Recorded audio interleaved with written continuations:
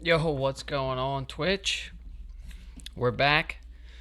Welcome to another legendary tabletop live stream. So, today we got first episode of series 3.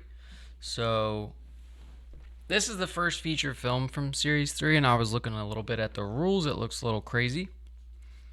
There's some extra setup, and just for time reasons, I already went ahead and set most of it up. Voila. But we'll start with the killer. We got the hunter.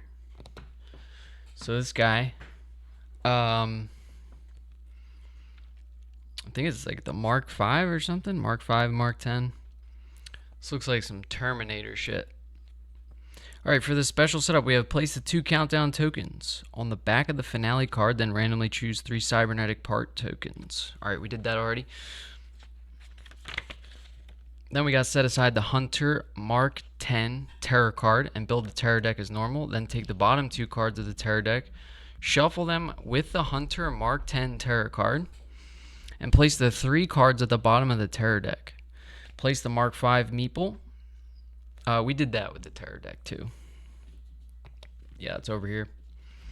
And then we have placed the Mark 5 Meeple, Red Killer Meeple from the core box, on the killer starting space indicated on the setup card.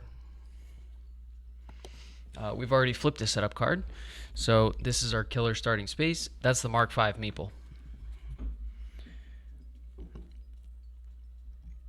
Place the Mark 10 Meeple, the silver Meeple, next to your play area to be used later in the game when the Mark 10 appears. That's this guy. Bam. Alright, we're at Sundydaze Mall today. So,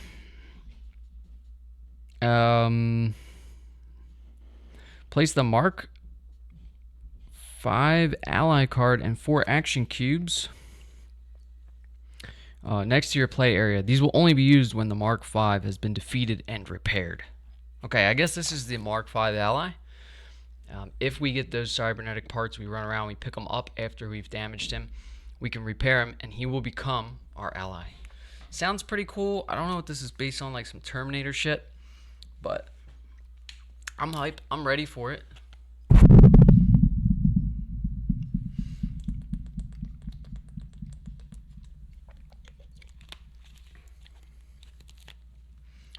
We got a new sweatshirt. Yes, I really do. Yes, I really do need all these board games. So that's what's up. Where are we at here?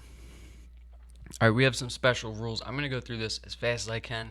I have like a 3rd grade reading level, but we're going to do it. So, active killer. The active killer at the start of the game is the Mark 5 model. Near the end of the game, the Mark 10 model will appear and become the active killer. If the rules or an effect refer to the hunter, it applies to whichever model is the active killer. Alright, then we have Bloodlust. Since the hunter is focused on its primary target, it derives no satisfaction from the deaths of bystanders. So unlike other killers, Bloodlust does not increase when a victim is killed. Instead, Bloodlust increases when the hunter either deals damage to you or an ally is damaged, or to you or an ally, or is damaged itself. Okay, then this represents the hunter's cybernetic brain learning from these attacks and becoming smarter after each clash. Bloodlust can be increased this way once per phase. For example, if you were to play a retaliate card, both you and the hunter damaged each other, Bloodlust would still only go up once that phase.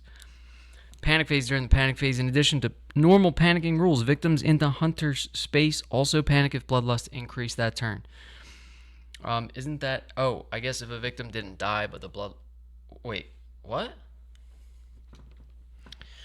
I don't know. Defeating the Mark 5, the final health token, and health markers on the killer board are for the Mark 10 and do not apply to the Mark 5. Instead, in order to defeat the Mark 5, you must destroy its cybernetic parts. It takes 2 damage to remove a single part. Damage can accumulate with multiple attacks but does not carry over to subsequent phases. Alright, for example, you can perform a weak attack to deal a damage, and then a furious strike to deal another damage, destroying a cybernetic part. If you instead had ended the action phase without performing the Fury Strike, then the single damage from the weak attack would be wasted. Gotcha. So we got to do 2 damage to get rid of one of the cybernetic parts, and I think it just drops in that space. This is going to be my first time playing Killer from Tomorrow, although this was open, but I don't remember playing it. So multiple cybernetic parts can be removed with 1 or more attacks in the same phase. For example, if your combined attacks in a single phase did 5 damage, then 2 cybernetic parts are destroyed.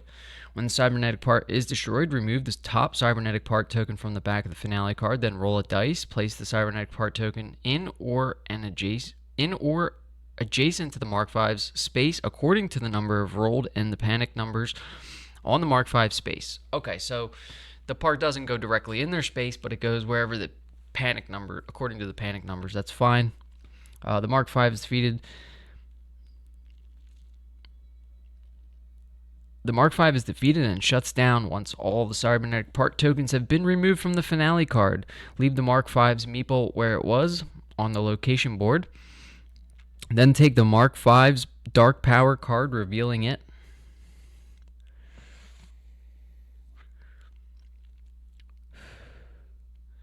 If it is still face down, and slide it under the ally card so that the special ability is showing at the bottom.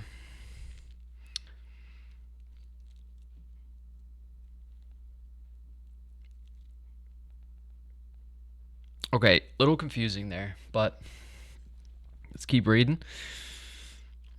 We're nowhere near that part yet, so I don't really care. Countdown tokens. When all the cybernetic part tokens have been removed and the countdown token remains on top of the finale card, ignore the killer action on the back of the finale card and do not draw a terror card. Instead, remove a countdown token at the beginning of the killer phase and increase the bloodlust by 1. When the second countdown token is removed, as well as resolving the Hunter Mark 10 terror card, draw a new setup card and place the silver killer meeple for the Mark V in the killer starting space indicated on that card. The Mark 10 is now the active killer on the following turn. Resolve the killer phase as normal. I think we're just cooked here. Just, you know, if it's got to go on that long, we're usually dead by then. We do have 2 new final girls here. We got Kat and Tally. By looks, I would just pick Tally. But Kat's got 4 health. Tally has 6. We get a lot more variety of benefits from Kat for saving victims. If we look at the these benefits here, she's going to reduce the horror by 1, gain 2 time, move a space, take the guard card, get 2 health back, and move up to 2 spaces. So that seems a lot better than Tally's ability. So she has take a retaliate card, take any top item card, move 1 space, and take a guard card. I don't know.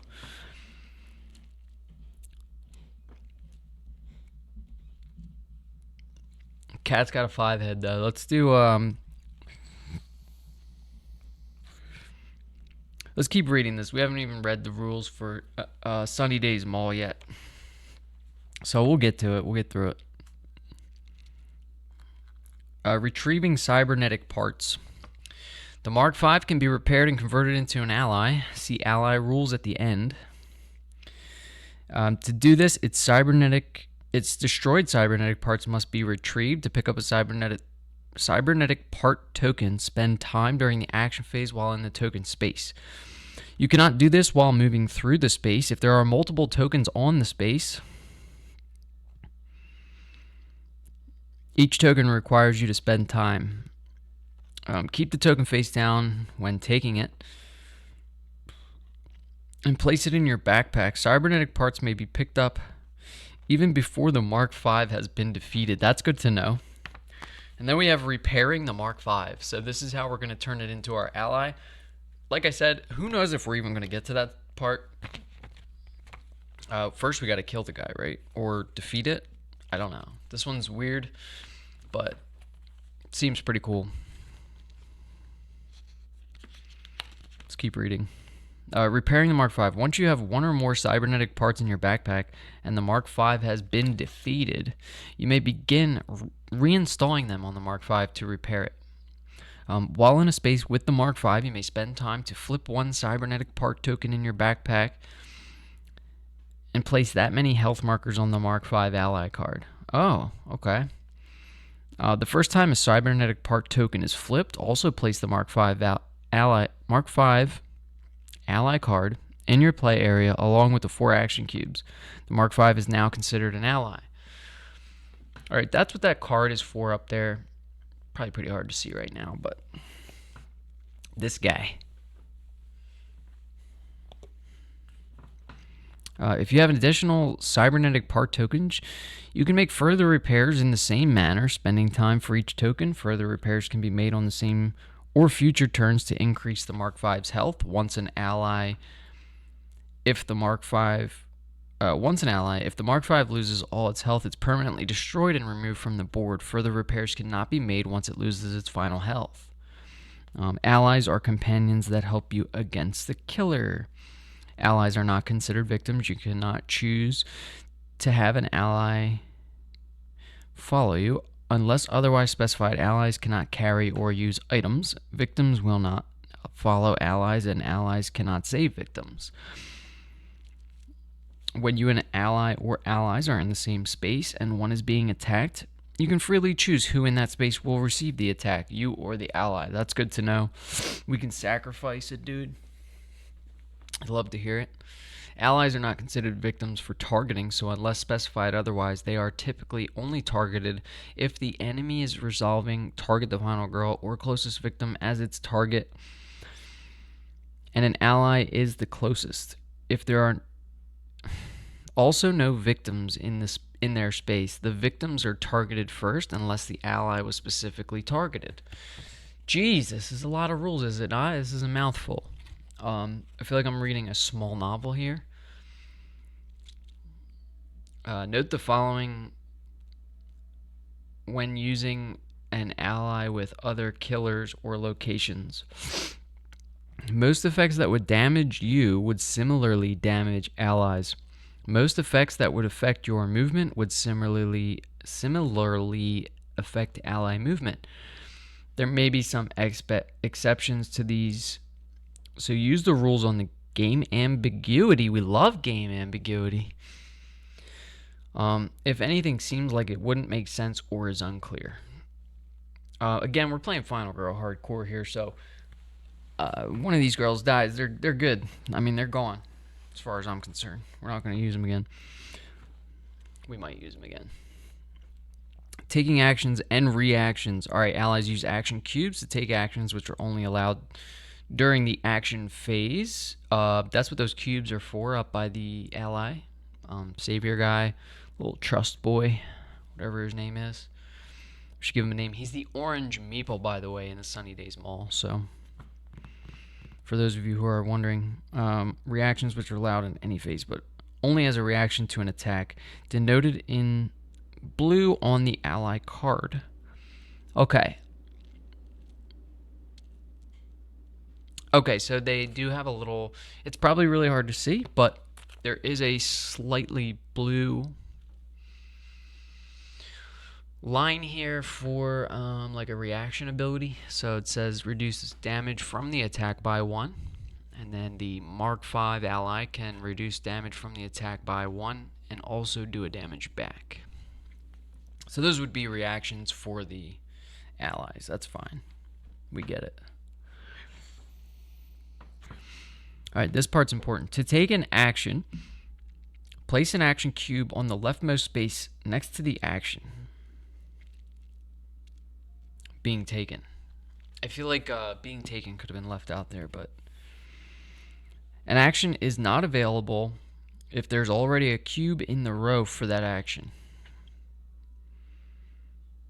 During the upkeep phase, move all action cubes one space to the right, removing them from the card when they leave the space.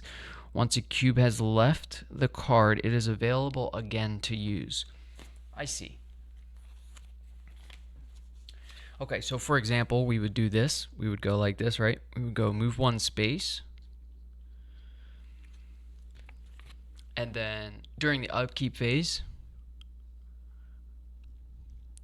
we would slide that, and then if we wanted to move another space, we put that there, and then during the upkeep, this would slide off, and this would slide here. Am I getting that right? Hopefully. And there's only 4 action cubes for each ally, so let's move on. We're going to read Sundydaze Mall, special setup. Place a savior meeple represented by the orange special victim meeple in the S space indicated by the setup card. So here's our setup card. We have the S space is here, and this is our savior. He's in the vape shop. He's in the vape shop.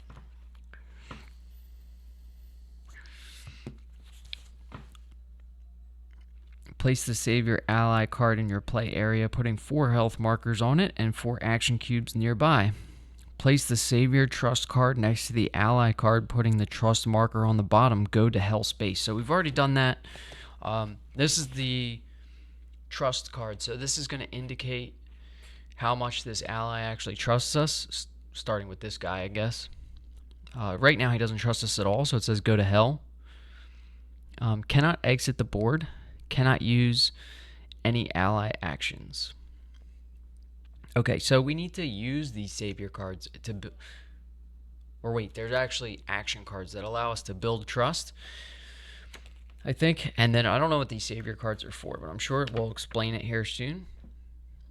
Shuffle the savior cards to form the savior deck. Add the build trust action cards to the tableau. Yeah, those are these cards down here. So we have some build trusts. Now on a triple success, we increase the trust by 2 and reduce the horror by 1. That's really good. With a double success, we increase the trust by 1. With a single success, we increase the trust by 1 and lose a time. And then for no successes, we increase the horror and lose 2 time. Fair enough. All right, here's the savior. All right, the savior is a young teenager upon whom the fate of the human race depends. It is your job to protect him, because if he dies, then you immediately lose the game. What? That's a crazy stipulation. If I didn't read that, I probably would have kept playing for a while after the guy got cooked, right? Okay, so we immediately lose the game if the savior guy dies. So he's orange, right? At least we're pretty close. We can get over, maybe build some trust, get him to move around and stuff, start beating up on the hunter. However, the savior is reckless and mistrusting and refuses to believe you until you've built enough trust with him. The savior is considered an ally.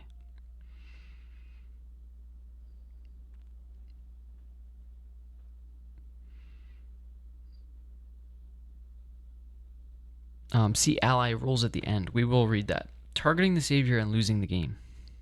All right, the savior is the killer's primary target. All right, that's also important to know. The killer's not just going to come directly for us this time. He's going to go after the savior. So that's going to be the guy in the orange on the location board over there. So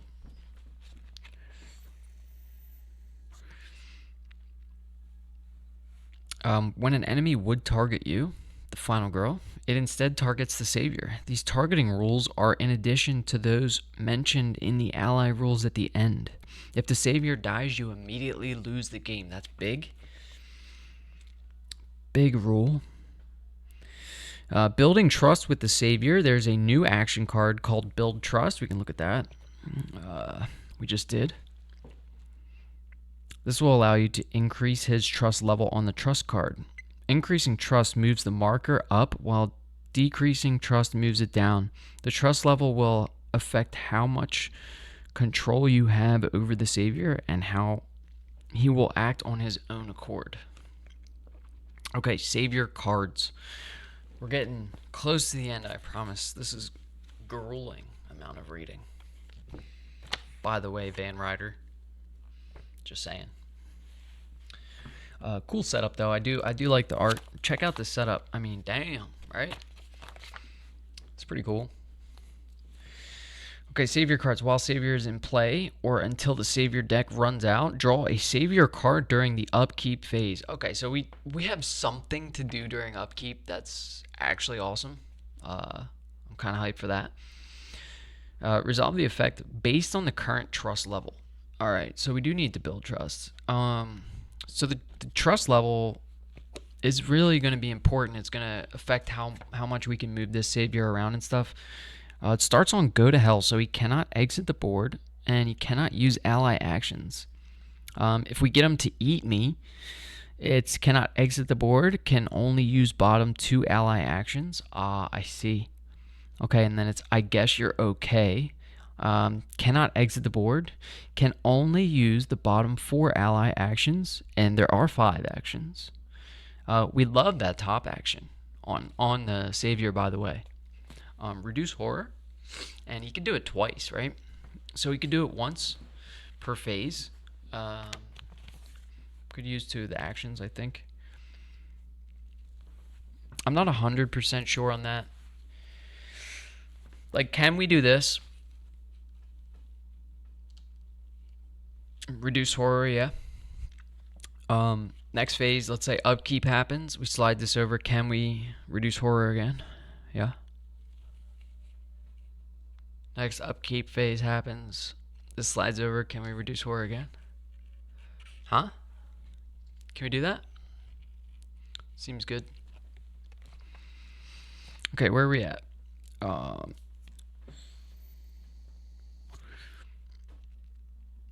Having the savior exit the board. This is probably another important part. If the savior's trust level is at its highest, I believe you, and he is in an exit space, he may exit the board during the action phase. If he does exit, you immediately receive all unclaimed victim rewards on your final girl card. Flip your card. Your ultimate ability is unlocked. That's huge. If we save the savior, then we immediately get our ultimate. That reminds me, I do want to check the ultimates before we choose a final girl this time. I did forget that last time, so if your card is already flipped, receive the additional victim saved reward 3 times. That's good. That's fair. All right, panicking the savior. During the panic phase, the savior will panic the same way victims do. Pretty cool. The next thing we have is railings. So in the mall, obviously there's some railings. Spaces marked with that blue thing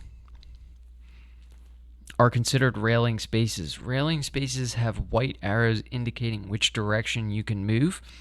While moving, you or an ally can choose to jump from a railing space to an adjacent food court space. If you do this, roll a single die. If the result is a 5 or a 6, you land safely and receive no extra damage. If the result is a 1 to 4, receive damage. Victims will not follow you when you jump. Okay, we got that down. Whenever anyone takes damage in a railing space, they are knocked over the railing. That's pretty cool.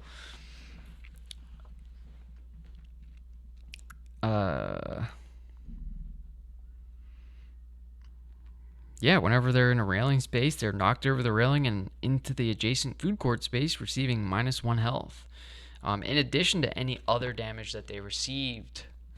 Paul Deming is rating with a party of 63. Dude, that's crazy. Yo, thanks for the raid. What's going on, man? Yo, we're just getting started on some Final Girl here. We got the Hunter, Sundydaze Mall. Yo, how's everyone doing? Paul Deming. Who's Paul Deming? You're the man. Yeah, when attacking with a ranged weapon from a food court space, railing spaces cannot be targeted. Okay, and then there's some store spaces. Oh my god, the reading on this is crazy. Paula loves Final Girl. Hello, everyone. Welcome in. We're just getting started. The Hunter plus the Mall is the most fun of that series. Yeah. Hopefully we can get the rules right. We're just flicking through the rules here real quick. So, we're about to get started. That was actually the end of that rules, but we still have some important ally stuff on the back to read, but we're not really there yet. Whenever anyone takes damage in a store, they would be knocked through an eligible wall of your choice. Whoa, you could push people through walls in this one? Whew, maybe we should read this. All right. And into the newly adjacent space, receiving 1 -1 health, in addition to any other damage they received. Place a destroyed wall token between the two spaces. Oh, that's what those tokens are for. Okay. But still prefer Razorface. Love the Hellscape. This is my first time playing this one. So this is the killer from tomorrow. And yeah. So we're gonna just fumble through the rules here. But yo, Paul Deming with the raid, man. You're a champ. This guy's the GOAT.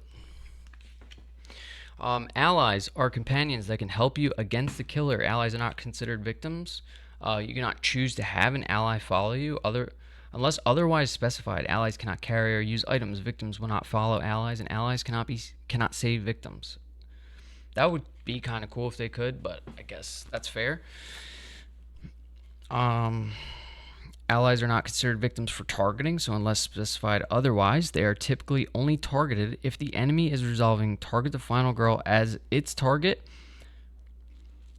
and an ally is the closest. If there are also victims in their space, the victims are targeted first, unless the ally is specifically targeted.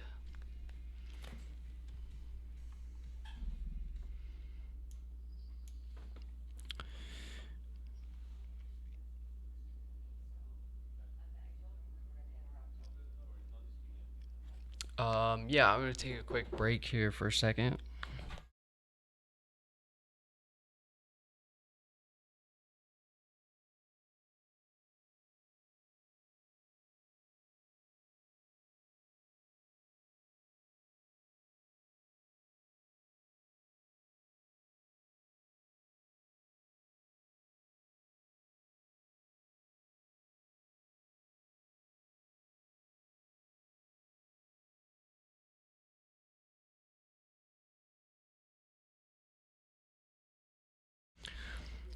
Okay, sorry about that. We have somebody looking at the house here.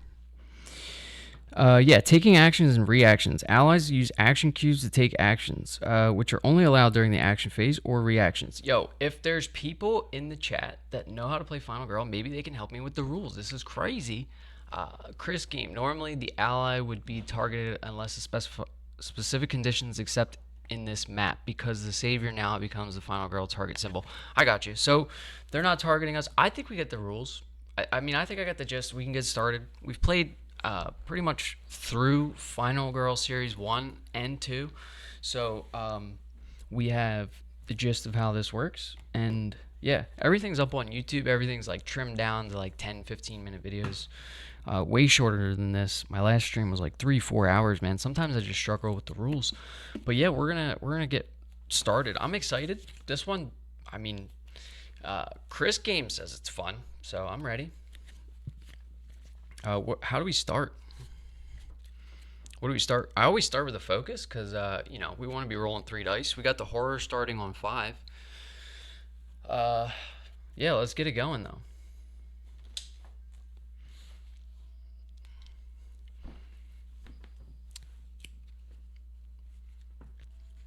I think we're going to start with a focus. We should come up with a quick game plan. This is the location board, so like you said, they're going to be targeting the savior. So they're not going to come directly for us, which is kind of what we're used to. So the main target is the savior. We need to get in his space and build trust, yeah? So that's kind of what I want to do. We actually need to flip a starting event as well before I forget. Oh, and choose a final girl. Yo, I'm losing my mind here. All right, let's flip a starting event. We have Rise of the Nerds. Okay. Place a new victim at both Boards and Bones. That sounds like a board game store. I would definitely be there. I always forget the starting event. Yeah. Yep, me too. Yeah, so a new victim at Boards and Bones and Joystick Heroes.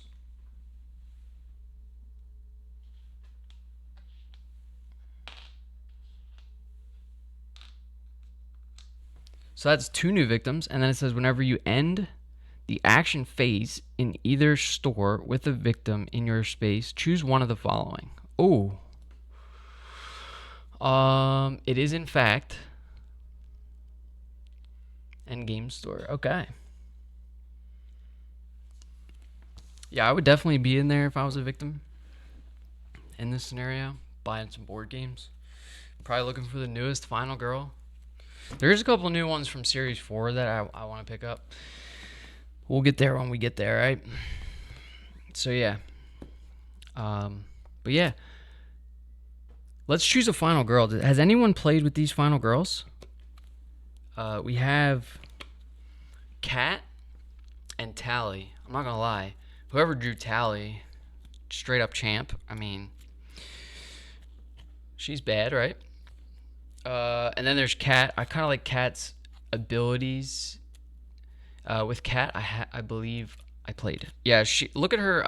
The bonus she gets when she saves victims. It's so much better. It looks like. So like you just have a better variety, I guess. You can reduce the horror by 1. Get 2 time, move 1 space, and then move 2 spaces. Receive 2 health and take a guard card. Damn. Do we have to go Cat here? Especially since we're not being targeted.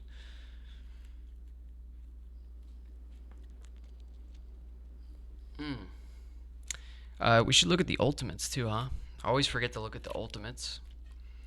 So Tally gets take a guard card, move 1 space, take any top item card. Take any top item card is actually big. And take the retaliate card is also good. That's 4 time. Let's look at the ultimates real quick. So for Cat, we have whenever you inflict damage to an enemy with a gun, do an additional 2 damage. Yo, what if we get a gun? Are there guns in this? We didn't even look at the items. For Tally, we have... Oh, and then for each additional victim saved, Cat gets a time. So that's cool. And then Tally is when this card is flipped, immediately take a reaction card into your hand. All reaction cards now cost 1 less time. And then for each additional victim saved, you recover health. What are we thinking here?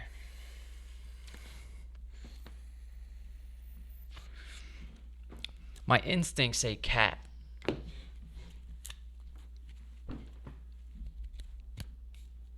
I think we go with Cat.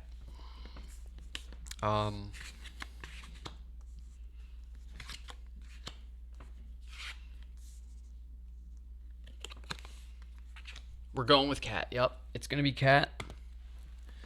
So Cat is the final girl. The last thing we gotta do, I'm gonna flip these location or these items so we can see what items are in what locations. So we're just getting started here. Yo, Paul Deming with the raid. Yo, you're the champ. All right, we have a gift card. Discard this during the action phase and choose one of the following. Take 4 time worth of action cards, or if at a wrench location, Penelope Gaming is raiding with a party of 57. Bonjour. Yo, I don't know how to speak French yet, but I'm working on it. Hello. Welcome, everyone. This is crazy. This is insane. I don't know what to say. Bonjour. What else do we got? Nothing, pretty much. I don't speak French. Hopefully everyone from Penelope's channel speaks English, good English, can understand the English. Penelope, thank you for the raid. Yeah, and Paul Deming, of course. Then we have the leather jacket at the Zap Shack. We also have flower box at Stan's Sporting Goods. So Stan's Sporting Goods, where's that? So that's here. And then Joystick Heroes is up here. Zap Shack is here. Military Surplus has the gift card. The leather jacket is here. And the flower box, what does the flower box do? If you have a boomstick in your other hand, you may discard the flower box to immediately deal 2 damage to an enemy that has just entered your space or is in your space. If in the backpack, you may discard for reduce 1 horror. Yeah, we'd love to see that, but we would love a gun here since we picked Cat. her ultimate ability is going to be whenever you inflict damage to an enemy with a gun, do 2 additional damage. So we're searching for a gun. Where are we going to find a gun? I would guess military surplus, but yeah, let's start with a focus. We gotta get this moving here. Place a new victim, both boards and bones and joystick heroes. Whenever you end the action phase in either store with a victim in your space, choose one of the following. Okay.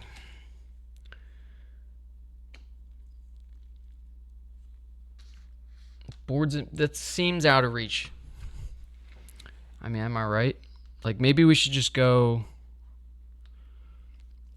I kind of want to go this way. Maybe save this guy. Save this one victim. And then work up to the savior and build trust early on. Thoughts on that? Bonjour, all Penelope Raiders. We don't speak French. But thank you, Penelope and Paul. You guys are the bomb. Anyone that's going to stick around and watch this final girl fiasco here, much appreciated. Maybe you can help me with some of the rules as we fumble through it. But yeah, we're going to start out with a focus. Let's get to rolling some dice. Am I right? We're just sitting here. Yo, single success on the first roll and a tier. We are playing with the tier dice. We had the tier board. I had to move the tier board down here because of all the stuff from this feature film. But we get a single success, so we lose 1 time and reduce the horde by 1. We're going to save that other focus, and we're going to try to walk here. And then I think we will save the other focus and walk like we normally do in case we have to pitch here. So we're going to roll 2 dice. Another single success and a tier. So we spend a time, and we can move 2 spaces. 1 space. This is where we kind of... I mean, are we going to go with that Rise of the Nerds things? Like, do we want to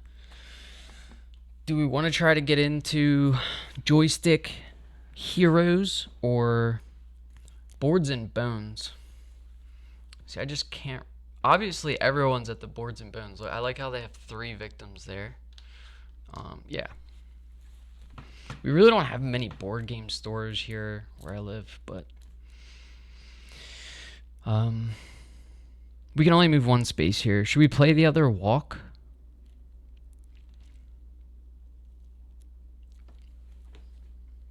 So we can go upstairs.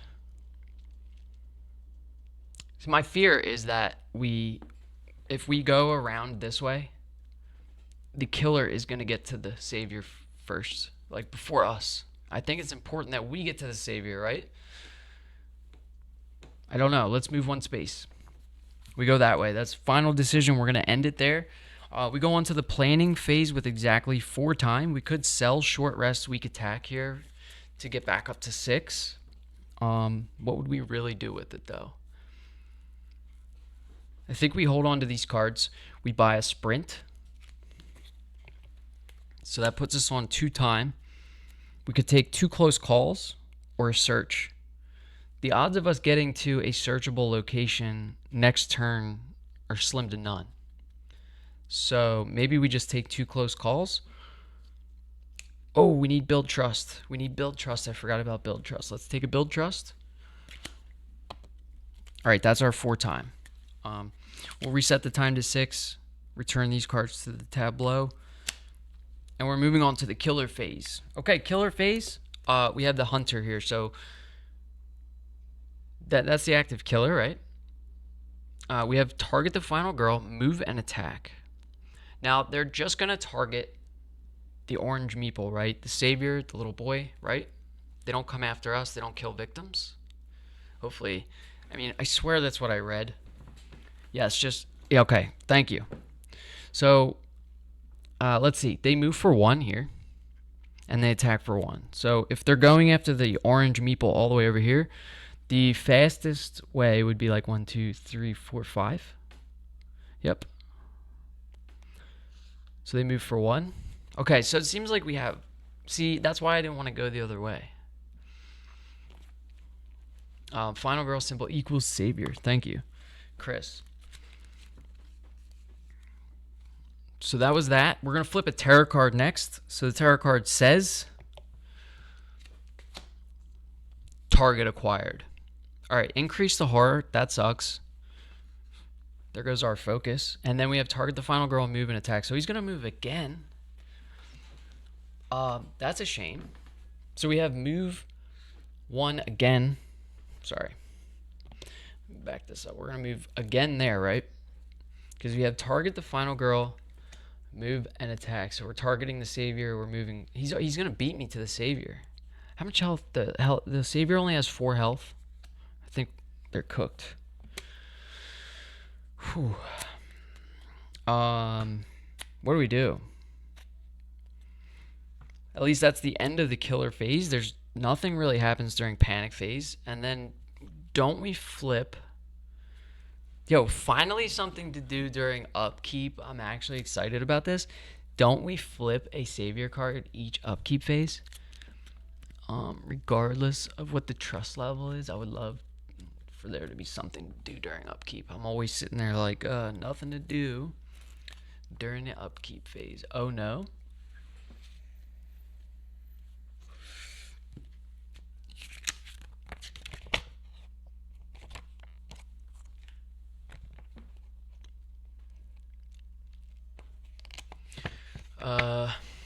This will be very bad.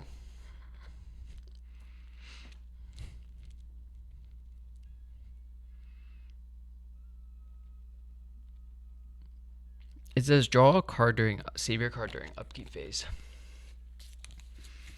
Okay, so you're saying because the trust level is so bad?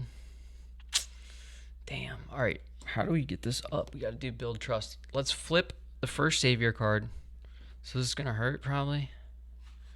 Oh, I see. It's like laid out exactly like the trust card. So depending on where your trust level is, the worse it is. So this says move the savior up to 2 spaces towards the nearest railing space. Dude, is this guy gonna jump?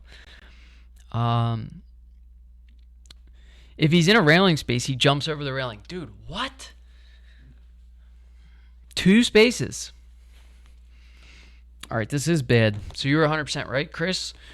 Guy's gonna jump, right? So he moves 1, and then he jumps. Yeah, that's so true. You called it 100%. Now this guy jumps right here, right? Because he only moves 1 space, and now he's in a railing space. So he jumps and he takes a damage, or do we roll a dice for him too? If an ally jumps, do we roll the dice like we do for us? I think this sucks. I guess, is he technically closer to us then? Because the enemy won't jump though, right? So this might be good. This could be good. It just sucks that he takes a damage. So on Go to Hell, we can't exit the board and you can't use ally actions at all. So we need to at least get him to eat me, right? So that we can heal him 1. But either way, guy's going to jump down over the railing because this is technically a railing space. It says move him 2 spaces towards the nearest railing space. If he's in a railing space, he jumps over the railing. All right, boom. Guys goes down. He takes a damage. So he's down to 3 health. Now what? That's kind of cool, though. I'm glad there's something to do during upkeep phase. I'm sure Paul knows that it can be very frustrating when there's nothing to do.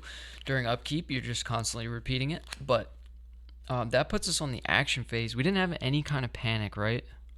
Nothing. So how many spaces are we away from that savior? Like, can we get in there? 1, 2, 3. Oh, this is the way in to the... No, that's a railing space. Oh, we can just walk right in? Yo, you gotta be kidding me, dude. Did I totally miss this? You can just walk right into the food. Yo, what the heck? I don't know why I was thinking we had to go around. I'm looking at the escalators and stuff. I'm all confused. I would love to take my little movement turn back, but we won't do that. We picked up a sprint, so we should be able to get up to him and build some trust here. We might start with a walk. Actually, let's drop a focus first. All right, we're gonna put focus down. We roll 2 dice still, right? Horrors on 5. All right, we get another single success and a tier. We lose a time. Reduce the horror by 1. Let's do a walk. Take it nice and slow. Double success on the walk. That gives us 2 spaces for a time. When we only need 1. It always kind of happens that way though, right? We could... Oh, see, now that the... Okay, so he was technically closer when he was here, right? And then he jumped down, so now he's... Okay, I see. I got you. We're good. I think, so far, I think we're okay. We're going to go like this. 1. Will the allies follow you? No.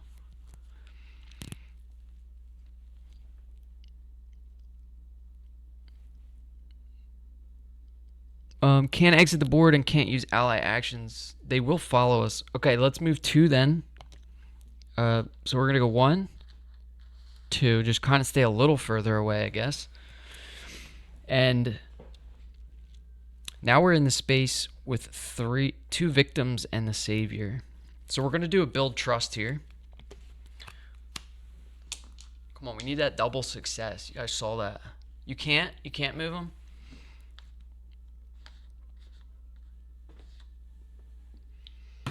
Savior's not a victim, so we won't follow you. Okay, fair enough.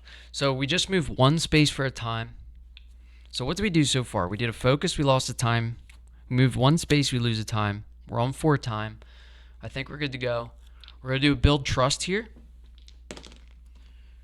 We get a single success and a convert. I don't know what's going on with the rolls, but they're super lucky. Should we discard weak attack and short rest to get a double success and increase the trust by 2 and reduce the horror by 1? Yo, it sounds good. Let's do it. I don't see us needing short rest or weak attack right now. The savior is not a victim and hates you also, but that is not important. Okay. Oh, so what movie? Actually, that's a great question. What movie is this based on? I know they're all based on movies. I just can't figure this one out. The last one we did, I couldn't figure that one out either. It was the Ratchet Lady in the Asylum.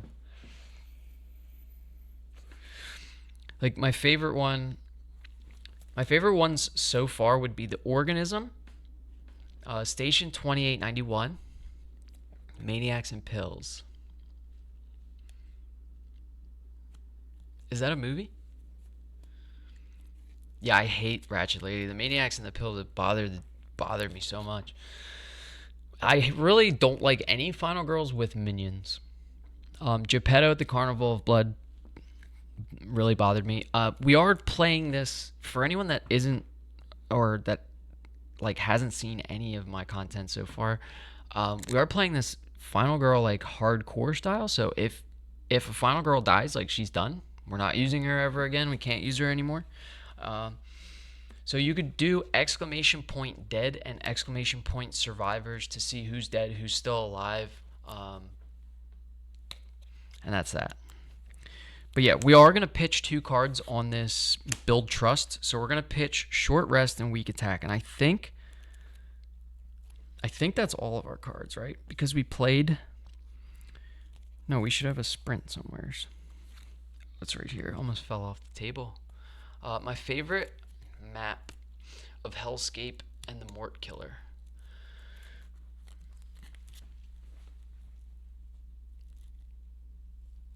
I don't know if I've done that one yet. So this is my first time playing Series 3, and we're just playing it in order. Your favorite map is Hellscape and the Mort Killer. Is that Series 3? Because we'll get to it. I'm doing them in order of release based on Final Girl Companion app. That's kind of how I've been figuring out how they came out. So I know there's some from Series 4. But yeah, let's pitch these 2 cards. Let's get this double success to increase the trust by 1. We can't get a triple success. I don't know why I was thinking we could get a triple success. We pitch 2 cards here. We get a double success. We increase the trust by 1. We want to save that time. All right, so trust goes up.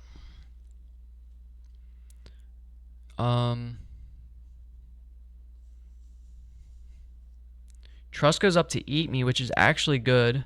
We can use the bottom 2 ally actions, so we can reduce damage from an attack by 1, and we can recover health. This is based on Terminator 2. I knew it. I called it earlier. I said that this was based on Terminator.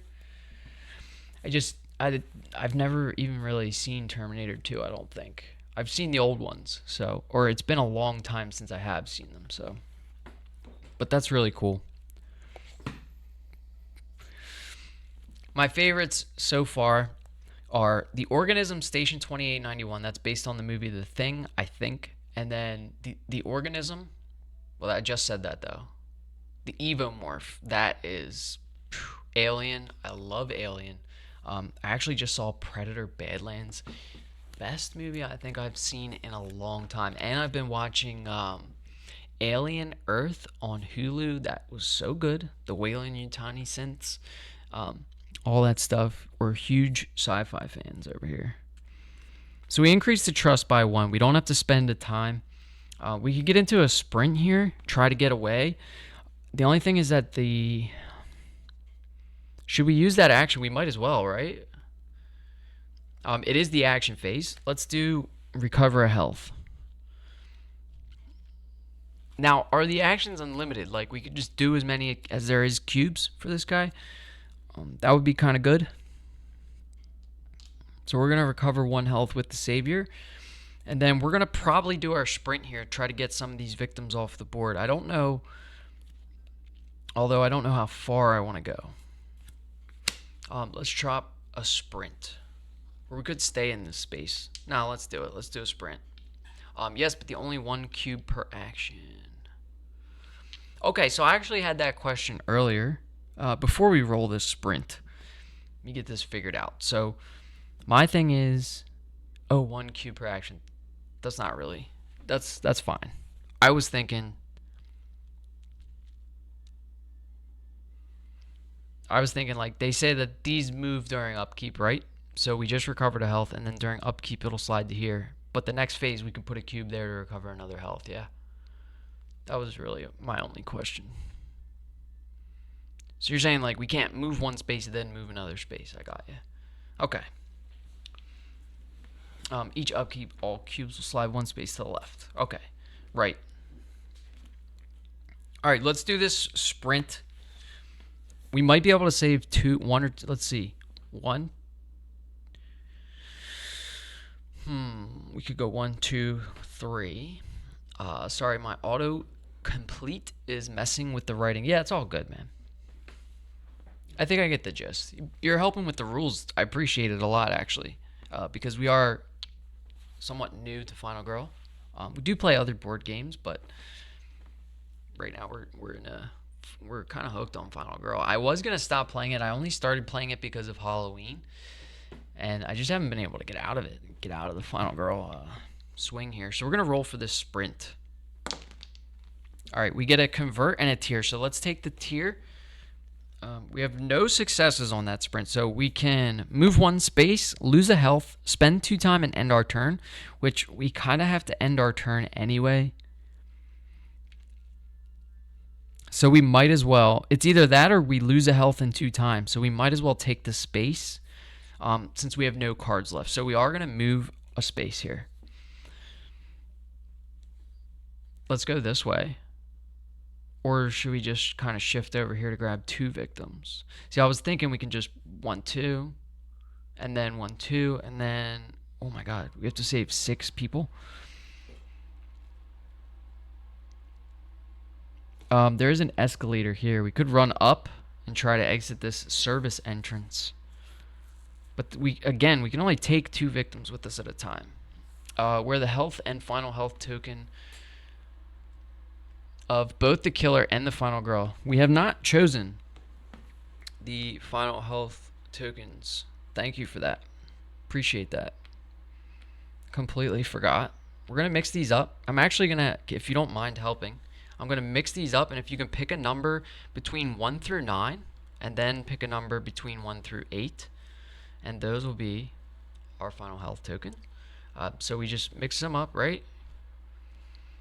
Let's mix them up until we get a number. Alright, let me place them out now. So might get a number between 1 through 9 here from Chris. And these are going to be the final health tokens. I'm glad you said something now, because we would have got to the end of the game and been like, oh, there's no final health tokens. What do we do? 7, final girl 1, BBEG.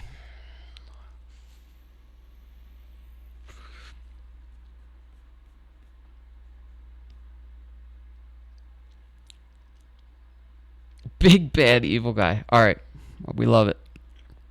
So 7 for the final girl, 1 for him. Now, does he get health though? I thought we don't put any health on him, just those cybernetic parts, right? We don't put 15 health out until he becomes the Mark 10 or whatever, the Mark X. Yeah, Mark 10. I don't know. Those are the final health tokens. You can put these back. Mark 5 still no. Okay. We love having someone who knows the rules in the chat. So good. So yeah, we get a tier on that sprint. We do have to put Cat's 3 health out though, because we are about to lose a health here, and that's actually going to make me realize I do it from the beginning because it saves me space. Do what from the beginning?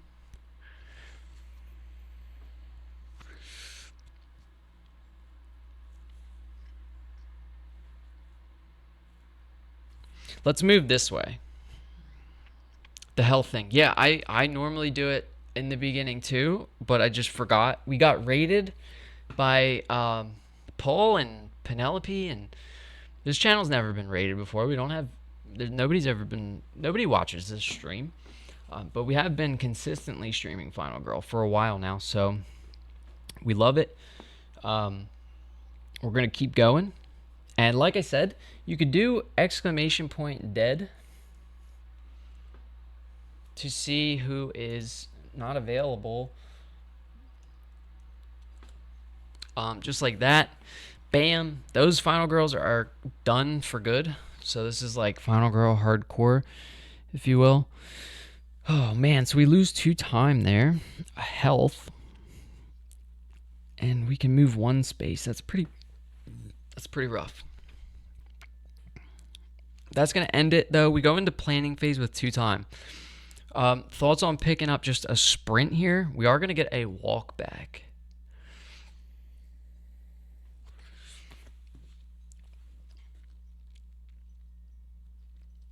Or we use the walk to move over and build more trust. I kind of think that's more important, don't you think? I don't think I should be rushing out of here saving victims yet. Let's take a build trust. So we get build trust. That's our 2 time. We reset the time to 6. Sprint goes back. Build trust goes back. These are going to be free action cards. Go into the free pile. That's going to end the planning phase. We have 3 cards in hand. Focus, walk, and build trust. We go into the killer phase. Again, we're doing target the final girl, move, and attack. So we have our killer over here. And let's see, he's targeting this savior. Now, damn, I'm just going to have a million rules questions for this. It's probably going to be super annoying, but can the killer jump over the railing spaces? I would assume not. They move for 1. Okay, thank you. Wow, speedy answers. We love it. It's so helpful. It would take me like 5 minutes to find that rule. Okay, so he moves 1 space. It'll never try to do that. That's awesome, actually. That's actually a good strat then. That could be a really good strat. Just like hopping between these spaces and kind of like kiting them around.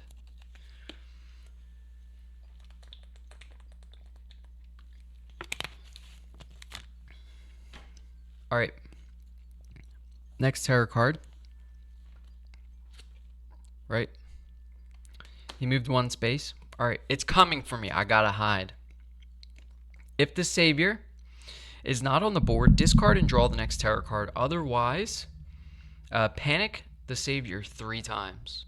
That's a little sketch, unless an effect makes it do it. Okay, good to know.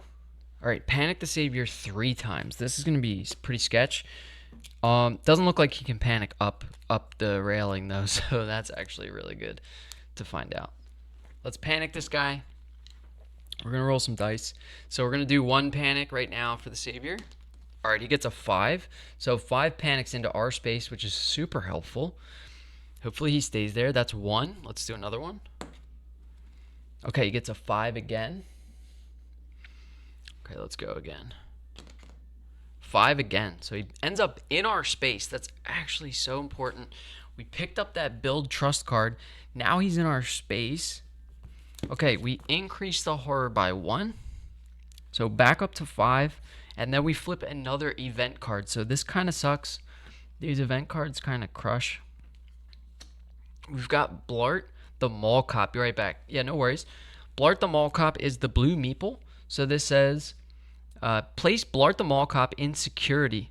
Blart will not follow you. During the upkeep phase, roll a die and move Blart.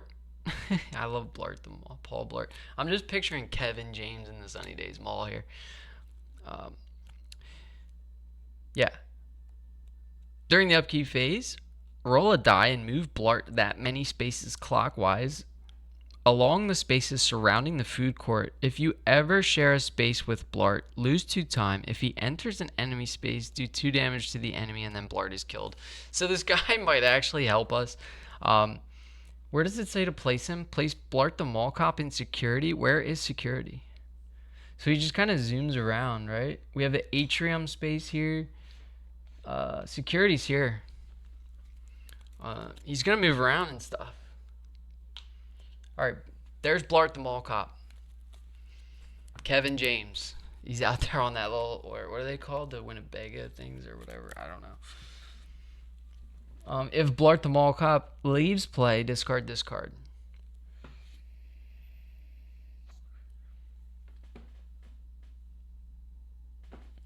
He won't follow us. During the upkeep phase, roll a die and move Blart that many spaces clockwise along the spaces surrounding the food court.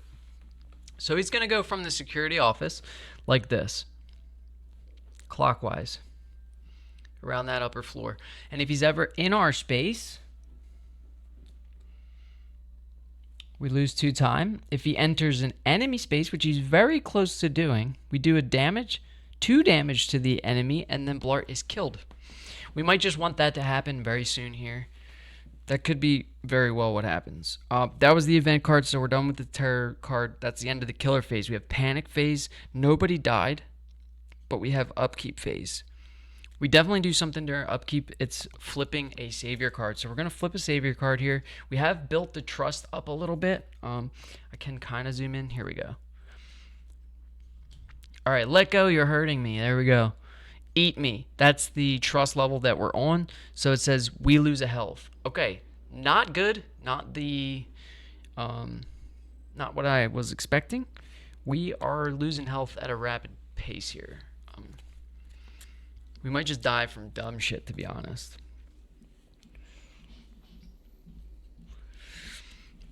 We've got to build trust to get the I guess you're okay trust level. So that's it for upkeep. Let's do action phase. We start out with a build trust, right? And then maybe we pop a focus and a walk. So we're starting out with a build trust. Oh, it might be worth here. We end up getting 2 converts. Not good, but we're probably going to pitch our walk and our focus to get a single success. We reduce the time by 1, so we're down to 5 time, but we get to increase the trust level. That's important. He can use the Bottom 4 ally actions now, which is big for us. We can move the savior around with us or wherever we need to move them. So that's all of our cards, unfortunately. We're out of things to do for the action phase. We go right back into the planning phase with 5 time. What do we think here? Another build trust could be good. With 5 time, I'm thinking maybe we get... I kind of want to use Rise of the Nerds. I want to take advantage of that while we can. That seems like a very lucky event to have pulled.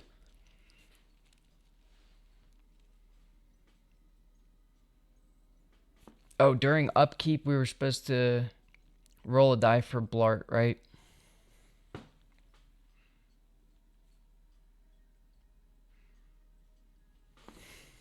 Let's do that. We got a 1, dude. So he died immediately? All right, we do 2 damage to the killer? How do we do 2 damage? Oh, that takes away 1 cybernetic token. Yo, I know Chris said he would be right back, but a lot of stuff happening here. I think we're confident enough that this has happened properly, but we can explain this. It's 2 damage to remove a cybernetic part. Now, when you remove a cybernetic part, okay, so you're back. So a lot actually happened. We lost the health. What else happened? We forgot to, during upkeep, do this Blart the mall cop thing. We ended up rolling a 1. So he moved 1 space this way. This says to move him clockwise. And it says when he's in the enemy space, the enemy takes 2 damage. So that removes the cybernetic token. Then for the cybernetic token, Blart actually dies. Does Bloodlust go up? It doesn't say. It just says if you ever share a space with Blart, lose 2 time. If he enters an enemy space, do 2 damage to the enemy, and then Blart is killed.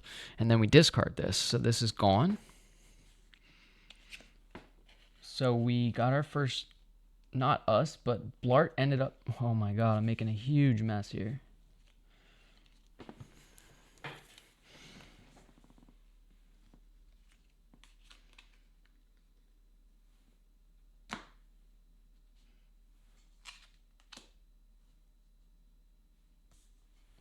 Like I said, I want to take advantage of yes to all the above. But for the cybernetic token, that comes off. We roll a die to see where it panics, technically, right? Because we don't just place it in the space. We roll a die. It panics at a 3, so it would technically stay there. No, 3 to 4 on this space. I'll zoom in here. We roll a 3 to 4, so the cybernetic token actually goes in this space. No Bloodlust. That's great. Thank you for the answer there. Blart's dead. Poor Kevin James. He just came right in and died immediately on that. I picture him on that stupid thing that he rides. You know what I mean, with the 2 wheels. But hey, what do you know? We got rid of a cybernetic token already. The hunter derives no pleasure from killing victims. All right. Very good. Rise of the Nerds, I think, is important. I think we should take advantage of that while it's still here. We got the trust level up as well that time, but we had to pitch our only last 2 cards. He thrives of learning. Okay. So, yeah. So, as we attack him, it did say something about he learns from the attacks, and yeah. We want him to become our ally, basically. So that we can kill the real hunter. The Mark 10, I believe. Yeah, lots of stuff going on. This one's actually fun so far. I didn't really have high hopes because when the rule books are 2 pages, I start to get annoyed.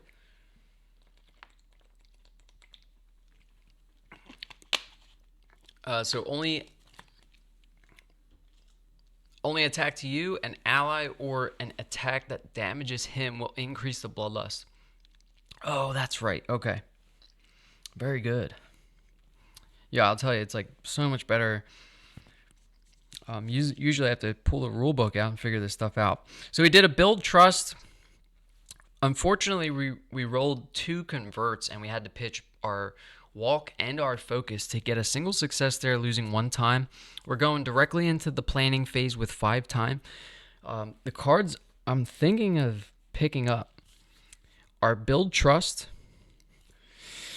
because if we get that top level of trust, I'm assuming that terror cards are going to bring the trust level back down. So we're also losing health at an alarming rate. We only have 4 health on Cat. I know we're not the target, but it is still kind of sketchy. So maybe we pick up a Build Trust. Okay, that puts us on 3 time. And maybe like a Distraction or Sprint Close Call. We are going to get Walk, Short Rest, Focus, and Weak Attack. I think Sprint, Close Call, and Build Trust. That's 5 time, even. We reset the time to 6. Return these cards to the tableau. And these are our cards. Okay, so right now we have Build Trust, Sprint, Close Call, Walk, Focus, Short Rest, Weak Attack. Okay, going to the killer phase, we have Resolve the Killer action. So this guy's going to move. Again, he's still targeting the Savior, so he just moves 1 space, and then we flip a Terror card, I believe. Nothing to attack in that space, so we're going to flip a Terror card here. Titanium Shield is not good. It can't be good. Titanium Shield gives him 4 extra health, so he would be at 19 health if we revealed the... That sucks. So that Minor Dark Power is going to go to the killer that's not out yet, I guess. It will apply when we reveal the killer. We've got to get these cybernetic parts down, am I right? And pick them up? That's another choice. That's another option. That's something I didn't even think about. There's so much to do in this one. I feel like this one's already... I kind of like this one already.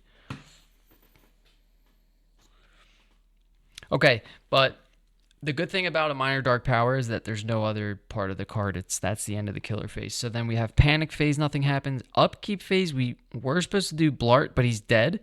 And then we flip another Savior card here. So...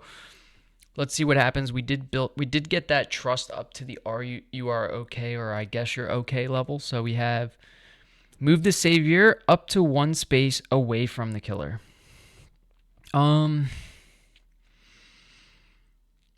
That's kind of good.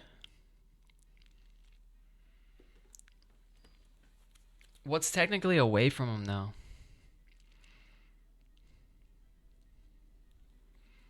Oh, we can have him run across here. So if we're moving him 1 space away from the killer, is this away? Like, let's see, 1. Well, right now he's 1. No, he can't go that way. 1, 2, 3, 4, 5 spaces. And then he would be 1, 2, 3, 4 spaces. That's actually closer, isn't it? I still want to do it. Can we do it? Move the Savior up to 1 space away from the killer. I mean, that puts him closer technically. I don't think we're allowed to do that.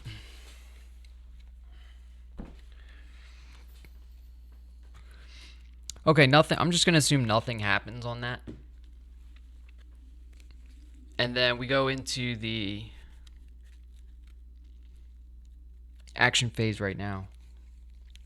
Yeah, so he just came back. Oh, you just came back. Okay, so we have a Savior card here. We're on the okay, I guess you're okay level. Savior card says, move the Savior up to 1 space away from the killer. I'll just bring it over to the location card so you can see better. I know it's probably near impossible for you to see. We have move the Savior up to 1 space away from the killer. Now, I was thinking we could do this, but that's technically closer to the killer, right? Because the killer's here. So to get to the Savior from where he is here is 1, 2, 3, 4, 5 spaces, and this is only 4. So, I mean, can we move him there if it's not technically away? That is the most away it can be. So he doesn't move is what I was kind of hoping.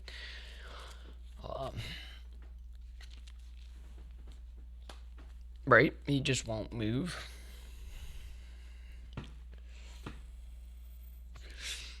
Okay, and I guess I should keep in mind that it did say, like, if there's anything you can't figure out, we love ambiguity out here. So, you know,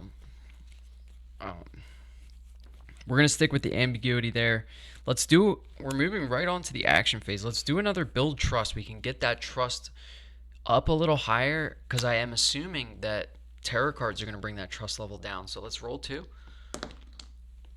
Damn, the rolls are getting rough, dude. We get another tier and a convert. Luckily, we have some cards to pitch. I think I would like to pitch because it's either we pitch.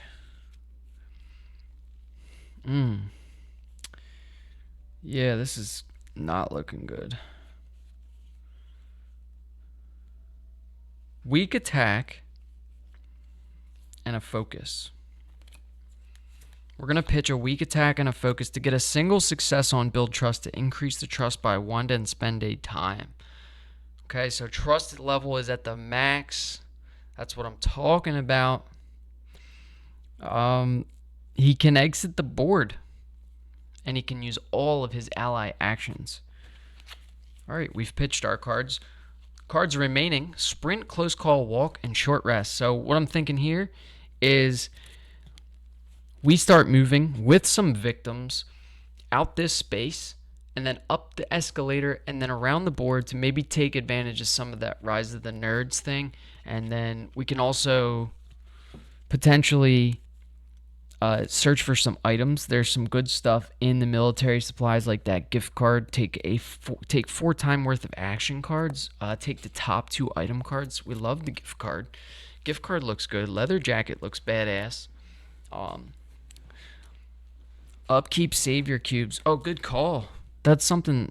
All right, man. We need to make a list of shit to do during upkeep now. This is crazy. I'm so used to like nothing ever happening during upkeep, and now it's like something happens. Like a lot of stuff happens during upkeep. So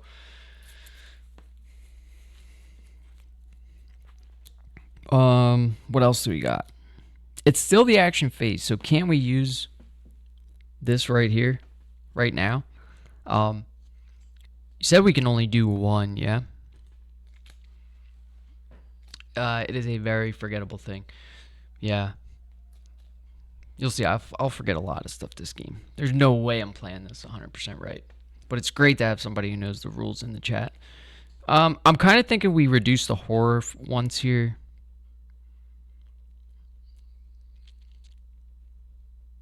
Or do we move them a space?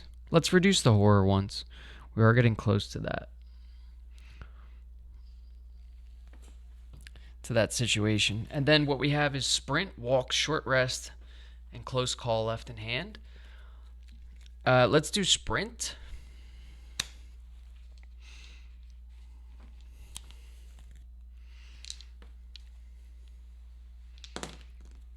Okay, on this sprint, we get a single success and a convert.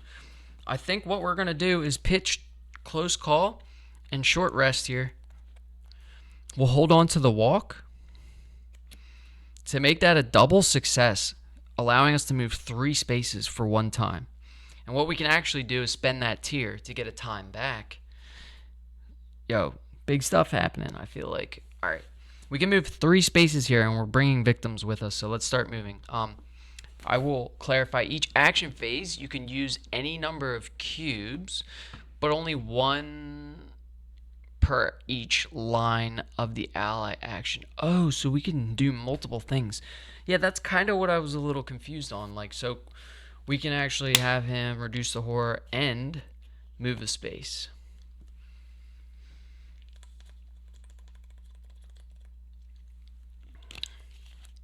If that's the case, the recover already has a cube, so no other can be put there. Yeah. So Could I have moved him a space and reduced the horror by 1?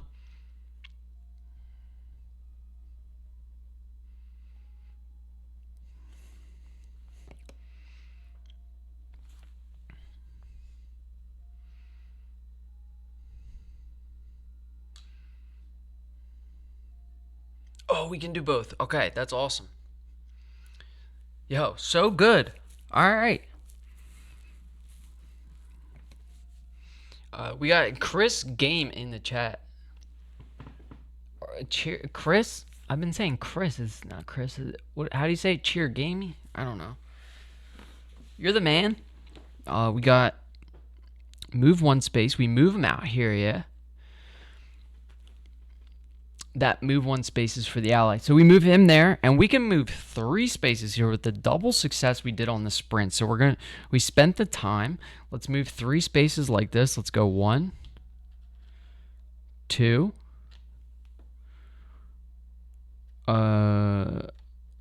We go 3. We bring them into the military surplus, right? So we have entered our first store. We're definitely going to pick up a search during the action phase. Yo, this one's actually turning into a pretty good feature film, in my opinion. All we have left is a walk. We're actually going to hold on to that walk. We're going to end our action phase right there. We go into the planning phase with 4 time unless we spend a tier.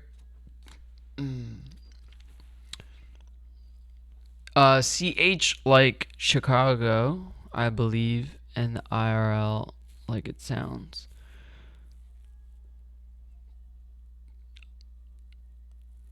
OLRI. Curly. Churly. I don't know. All right. So what did we really do here? We did a build trust. We pitched 4 cards. That's kind of insane. Charlie, sound of Chicago. Charlie. We're going to say Charlie. So we did build trust. We spent a time, and we moved 3 spaces and spent a time on that double success. We ended up pitching 4 cards. That's kind of rough. We have a walk, but we're going to save the walk. Let's buy some cards. Let's purchase a search because we're in a searchable space. It is a Spanish-based nickname, so I understand the trouble. Hablas español. ¿Cómo se dice final girl?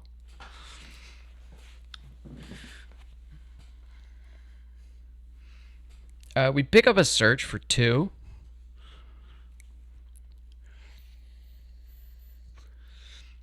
What else do we want here? With 2 time, claro que sí hablo español.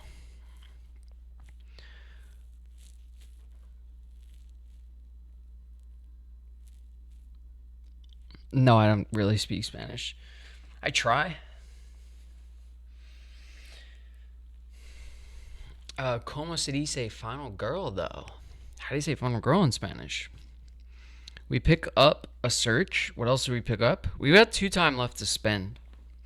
We can take like a close call or a sprint. Maybe we just grab 2 searches. Still, I prefer final girl in English. A lot of mistakes was made in the translation. Oh, I see. Okay. Yeah, that's to be expected, I think. For most translations, like I've heard that for almost every final girl and cartographers, if you play cartographers. It happens a lot, so yeah. But that's good that you can speak both English and Spanish, being bilingual.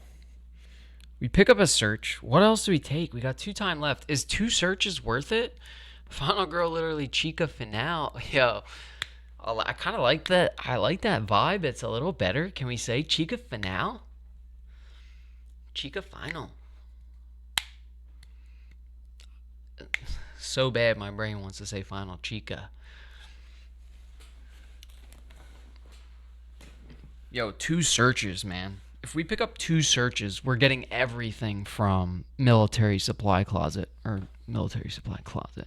Its military supply surplus are us.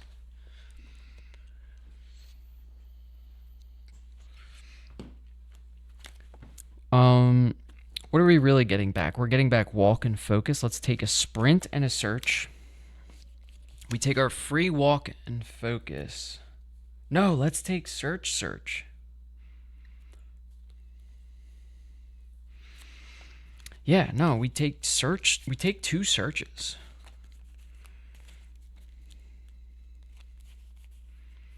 So we got back the free walk, search, and then we have a walk. Okay, so cards in hand. We have walk, focus, search. We're going to return these cards to the tableau real quick. Sprint, close call, short rest, build trust, focus, weak attack, boom. We move on to the killer phase. We have target the final girl, move, and attack. All right. So he is going to move here. Now, which way is actually faster to get to me? This is going to be 1, 2, 3, 4, 5, 6, 7 spaces to go this direction. 1, 2, 3, 4, 5, 6, 7 spaces to go that direction. We're going to use ambiguity here and go this direction. No, we're going to have him go this direction because we want to keep looping around, right? Savior. Oh. What about the Savior?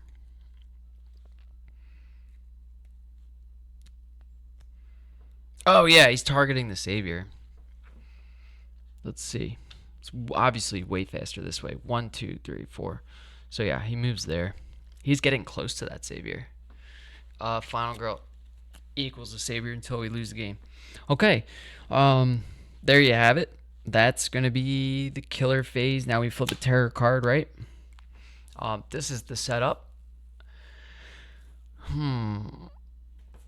We can keep moving the Savior with those action cubes. So that's good. Let's see what happens with this terror card. And the victim is dead? Oh, this victim's dead? He attacks victims?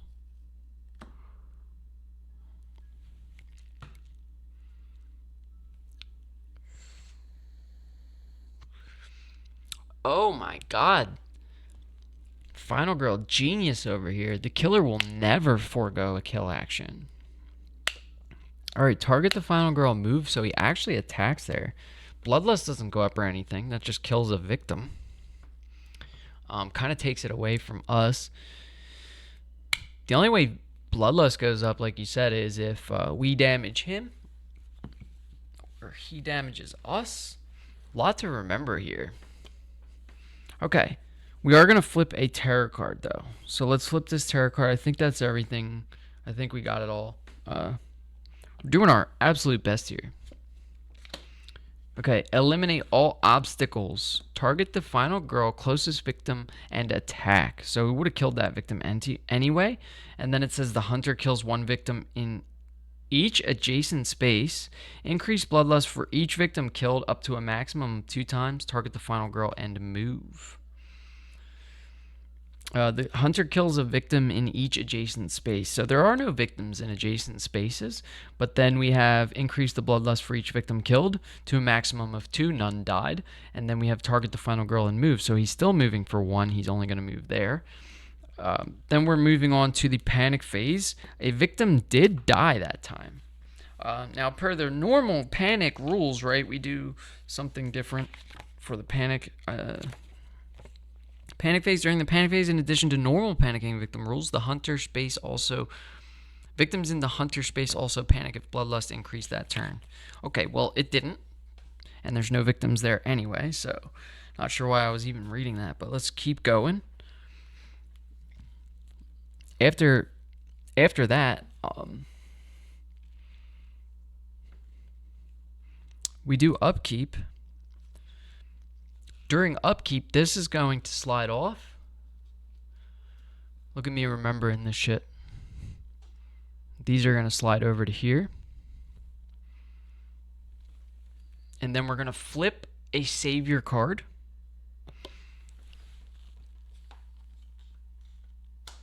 Okay, we're on I believe you trust level. So move the savior up to 2 spaces away from the killer. That's actually huge that we can do that. We are definitely going to do that. We're going to have him go like this. 1, 2. So that's certainly away from the killer. We're fine with that. That's our upkeep phase. We're back to the action phase. We got to get this moving along. I have a darts competition at 6:30. It's 3 o'clock. This is going surprisingly slow for today, but it's because of the rules and stuff. Usually I'm just fumbling through, getting stuff wrong. But I think we have a chance here. We're going to do a search. We have 2 searches, so we're going to do 1 search. We get a single success. We spend a time and take the top card at our space. So we get a gift card. Okay, gift card goes in the backpack. Gift card says, so we've got discard this during the action phase and choose one of the following. Take 4 time worth of action cards, or look at a wrench location, or if at a wrench location, look at the top 2 item cards and take 1. Yo, we have the gift card to Sundydaze Mall. We may just use that right now to look at the top 2 item cards. We might get a gun. This could be huge. We should use that right now, right? We still have another search in hand.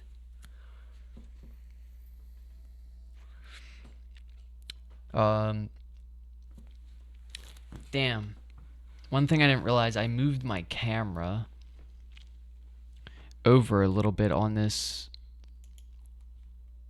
and you can't see my items. Maybe we should put it like dead center, but that covers the horror. Maybe we should put it down here. Thoughts on this? Boop. Okay, there you go.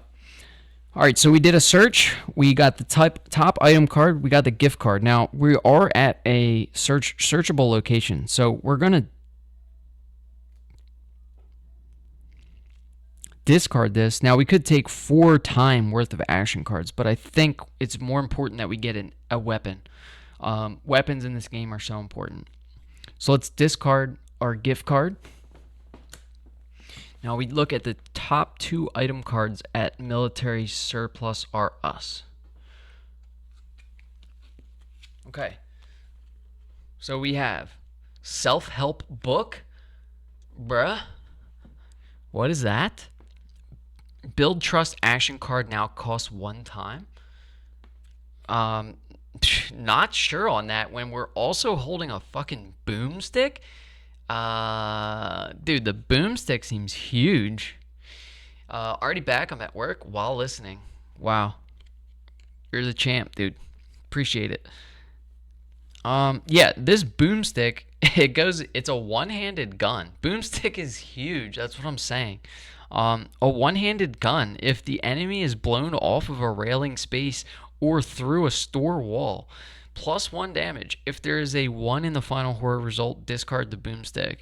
If you have a boomstick in each hand, you may use both when attacking. So we have one of the boomsticks. That alludes to there being a second one in there, and we might be able to get it. This is kind of good. So we've picked up our boomstick. Oh, this actually goes back. We'll put this on the bottom. The item that we don't want will go on the bottom. Okay, and again, that was from the gift card, item card that we got from Military Surplus RS. So that's actually really good. We picked up a boomstick. We've got a gun. Remember, Cat's ultimate ability has to do with a gun, so that's pretty good news.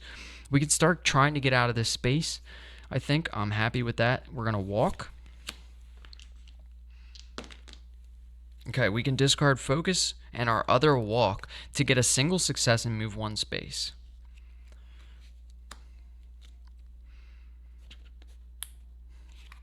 Yeah, we're not losing any more health. So we're going to move 1 space here. We're going to go boop into the savior space. Now, that's a lot of meeples for 1 space, but just bear with me here. I'm not going to pull out any extra stuff yet. Okay, so we spent 2 time there. We searched and walked. We go into the planning phase with exactly 4 time.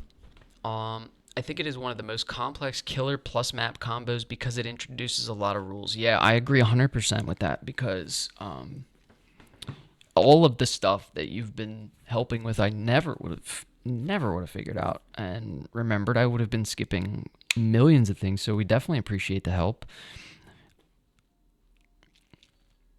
Planning phase 4 time. We could just be crazy and get a furious strike. I mean, we are getting weak attack, focus, and short rest from our free cards, right? And we also have a search in hand. I think a sprint is more important to start getting victims off the board, so that's 2 right there.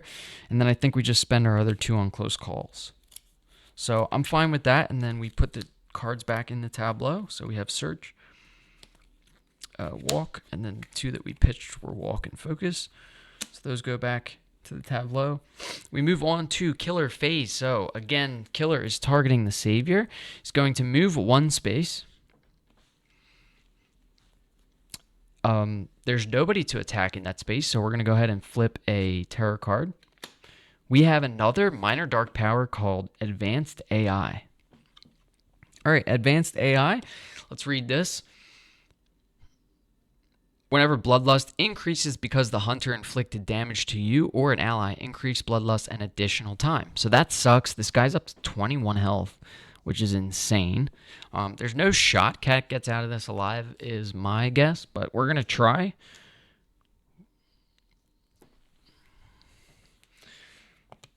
We're going to try our best. Okay. So that was killer phase. You gotta love when the minor dark powers come up because there's nothing else. I mean, I'm looking over there for more stuff to happen, but nothing happens. So he's just gaining health. We're gonna destroy him with the boomstick. I'm actually gonna lure him into a railing space and just boom. You know what I'm saying?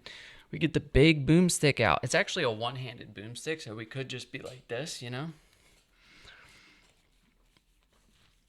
All right, we have killer phase. We got panic phase. No panic.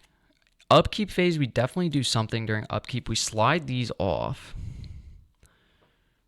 And then we go into the action phase. Okay, action phase, we can have the savior reduce the horror by 1. We're also going to have the savior move 1 space. We should have him move 2 spaces. Because we can do as many of these actions as we want.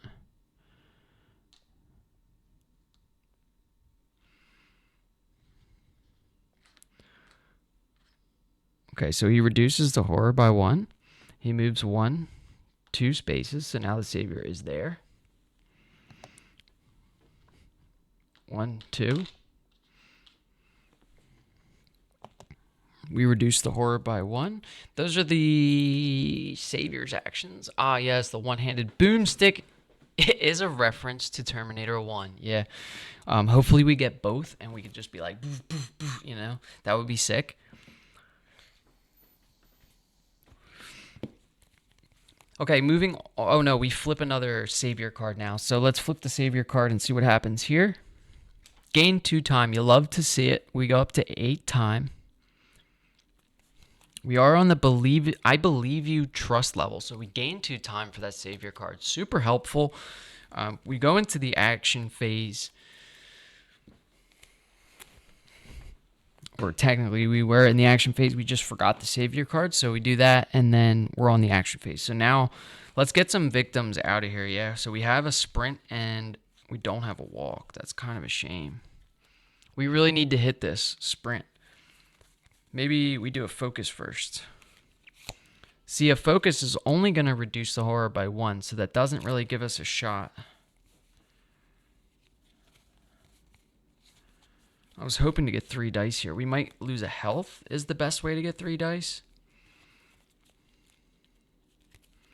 We don't even have one of our other walks, which kind of sucks. Let's do focus. We get a tier and a convert.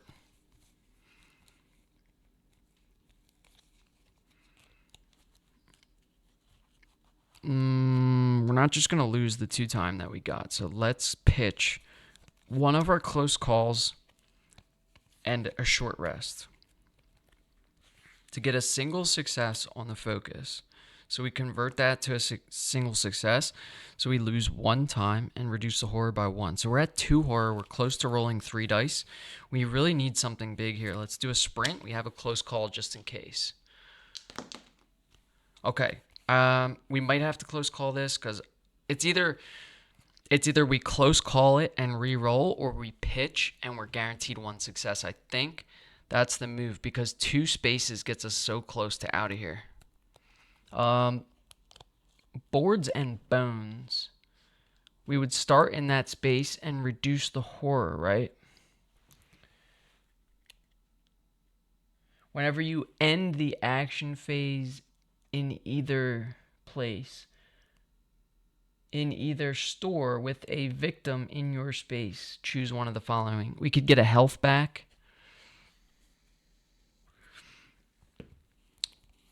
Yeah, we pitch weak attack and close call here to get the single success. So we spend a time.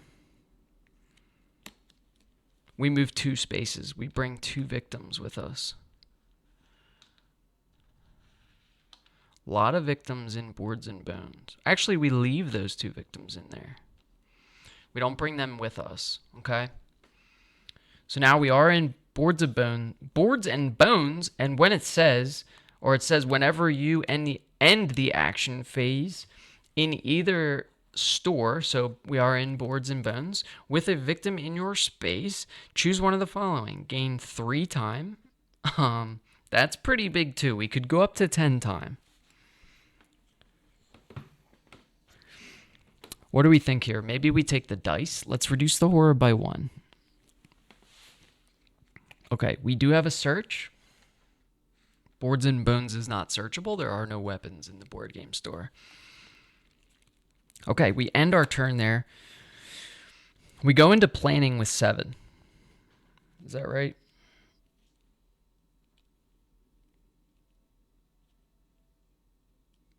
No, it should be 6. Wait, what did we gain the 2 time from? So we did a focus, lost the time. I just remember we were at 8. Oh, from the savior card, we gained 2. So we started at 8. We did a focus, lost the time. Did a sprint, lost the time. So we're at 6. Okay, so we're at 6 time. What do we buy? He is getting closer, but we definitely need a sprint. So that puts us on 4. We could pick up retaliate here.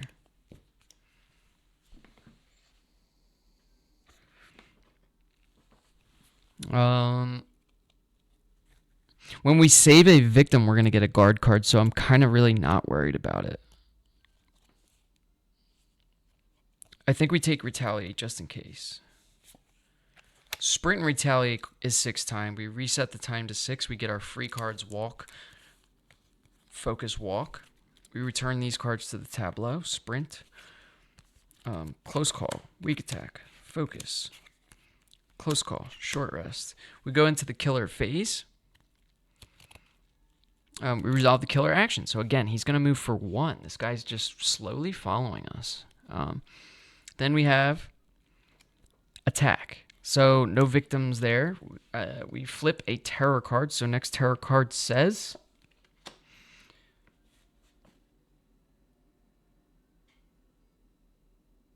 terminate Mark 5. Yo, that can't be right, right?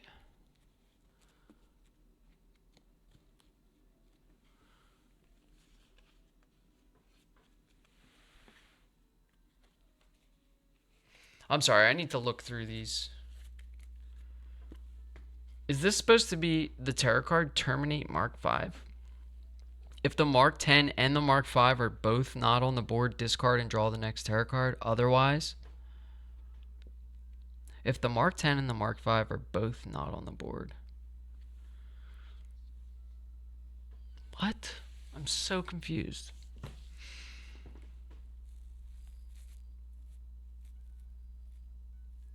If the Mark 10 and the Mark 5 are both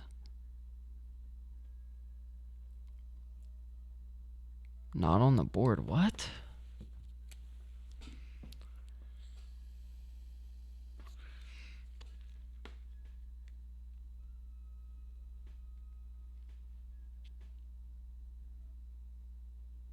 They will do nothing.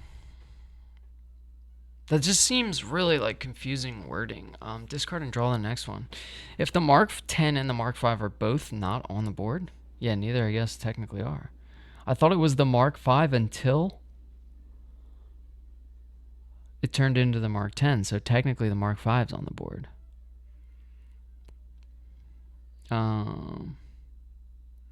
If the Mark 10 is in the same space. We just discard and draw the next tarot card because you still didn't defeat the Mark X. Okay, agreed. Let's discard and draw the next tarot card. Mall Rats. This is a little easier for me to read here. We have, if the Savior is not on the board, discard and draw the next tarot card. Otherwise, place 2 new victims with the Savior. We can do that. That's easy enough. Right here, right next to an exit space, mind you. That's kind of perfect. We put 2 new victims in this space. And then we have immediately resolve a Savior card. That's actually really good. If you defeat it, it becomes your ally, and Mark 10 will be in play. All right. Moving on to the Savior card, we have, I'm not going anywhere with you. Yes, you are, buddy. We're on the I believe you trust level, so we actually gained 2 time there, putting us at 8. This is huge. Immediately resolve a Savior card. Now we flip an event. So we have another event along with Rise of the Nerds. Flash Mob. Okay, Flash Mob says place 6 new victims in the food court. 3 on each side. Then panic all victims in the food court. Yo, do we even have enough meeples for that? We don't. Is there a hard limit on meeples on victims?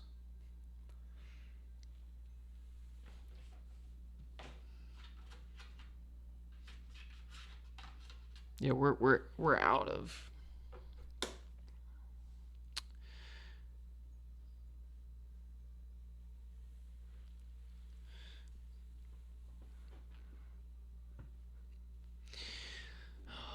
Because it killed my robo. Oh, I see. So if we had an ally, it would attack it. So there's no hard limit on meeples. What do we do with all these victims? First time I see running out though. Running out. Yeah, it's because we haven't saved any yet. I guess we'll use dead ones. With the dead ones, we technically have enough. 4, 5, 6. But see, I thought... So 3 new victims in each side of the food court. That's crazy. This is all the meeples in the game, fellas. So we are... finally done with the killer phase. We have we're supposed to panic them, right? That was Flash Mob, the event card. Place 6 new victims in the food court, 3 on each side, then panic all victims in the food court. Let's panic these guys. A 4 and a 5. So 2 panic over here.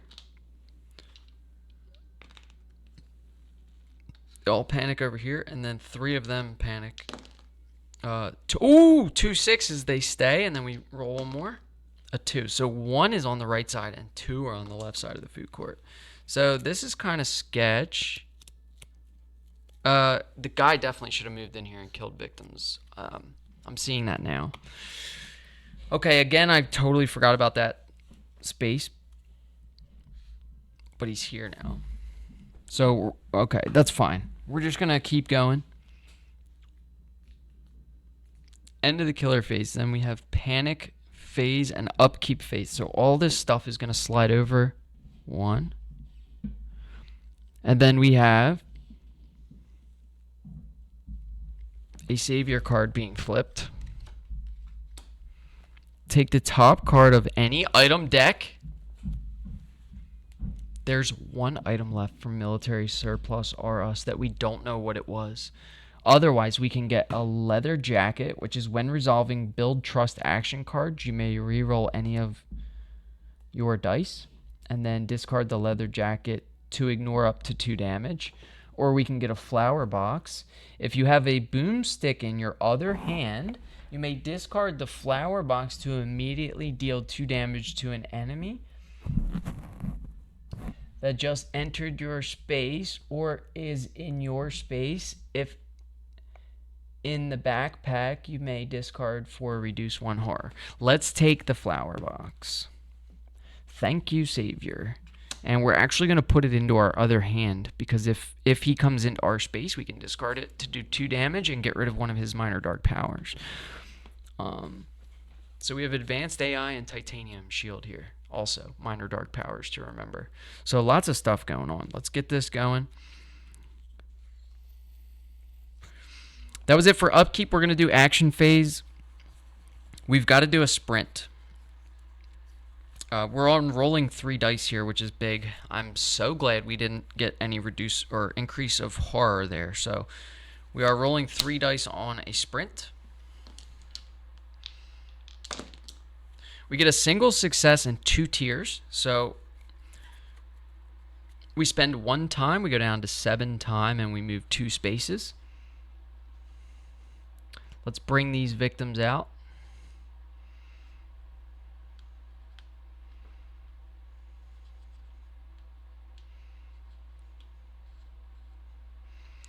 So we're moving like this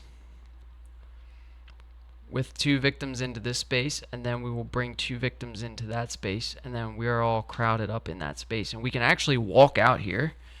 So we're going to do a walk next. 3 dice walk.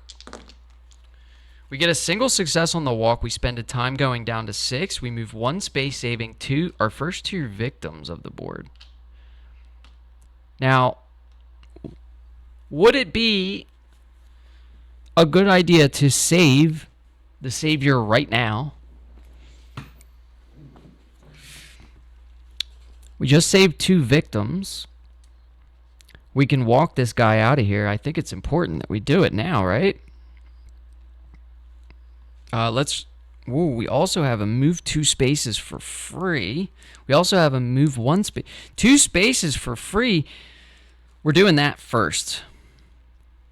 Let's do that. Let's move the 2 spaces for free. So what we're doing, we just saved 2 victims. So we're going to get the benefit here on, sorry, I'm bouncing around. We're going to get the benefit on Cat to move 2 spaces for free. And with those 2 spaces, we're actually going to save 2 more victims. So we end up saving 4 victims with that sprint and walk. Okay, back to the location board. Move 2 spaces for free. We bounce out. We bounce in. We save 2 more victims, and we are on the service entrance still with 3 victims to place here on Cat's card. Okay, so next we're going to recover 2 of our health. And then we're back up to max health. We could place 2 more victims here. This is so good. This is such a good turn.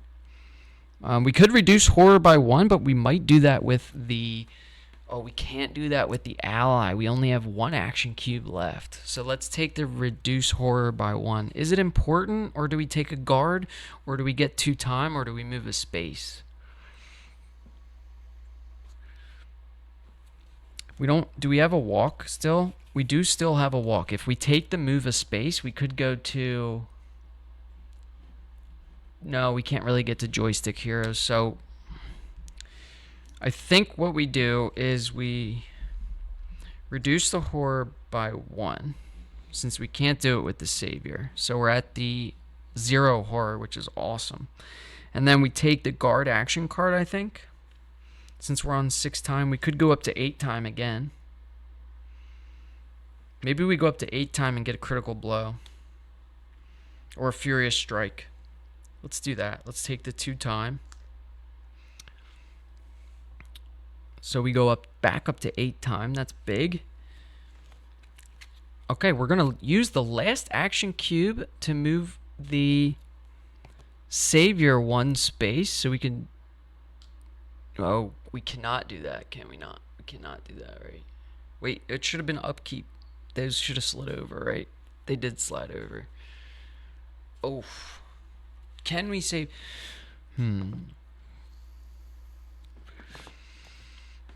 I don't know if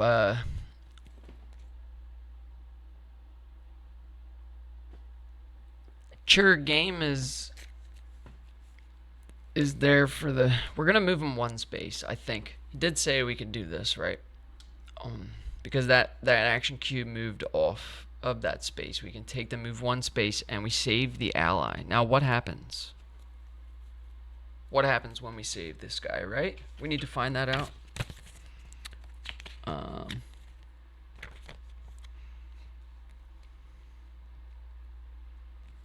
The savior.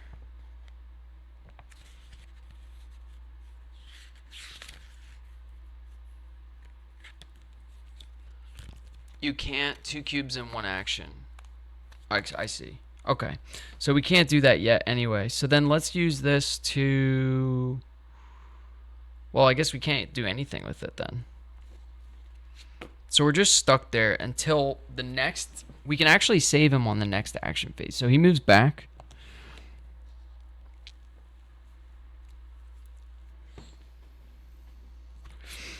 So there's like a cooldown, huh? After this upkeep, we'll be able to save him, though. So that's pretty good. So maybe we just prep for that. Do we just end our turn there? We could walk. Try to get into zap. If we can get into the zap... Oh, that's what we should have done. Let's, instead of taking the 2 time, we move 1 space. Back out to the space with the savior.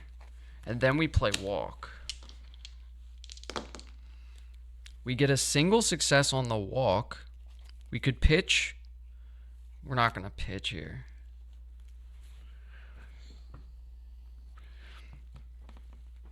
We get a single success on the walk, so we move 1 space into the zap shack, and we do a search.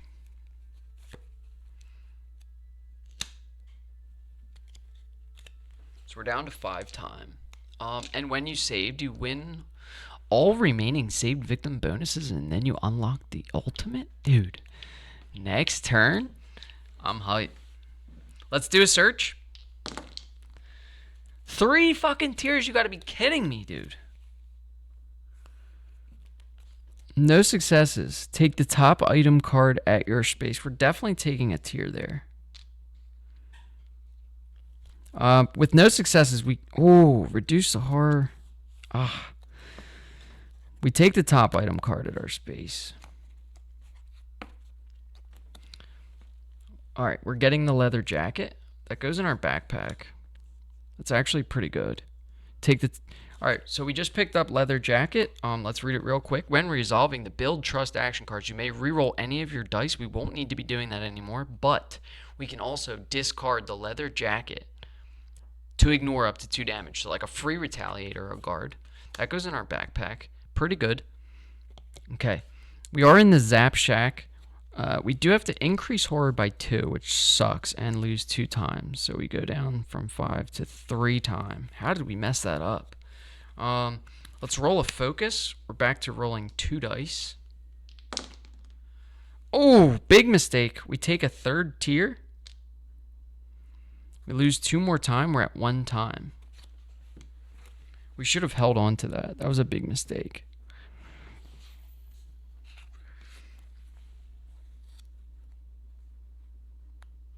We can spend 3 tiers to convert a convert into a success. Not if we just gained the tier though, right? Okay, so we're going to gain that tier, lose 2 time on the no successes. And we go down to 1 time. So all we can purchase is a close call. And then we get our free cards back for planning phase. Return these cards to the tableau. We move on to killer phase. So killer phase is going to be, he's going to move into here. Oh, he's still trying to target the victim, right? Was there a guy there? Yeah, where he's going to kill this victim. But the bloodlust doesn't go up.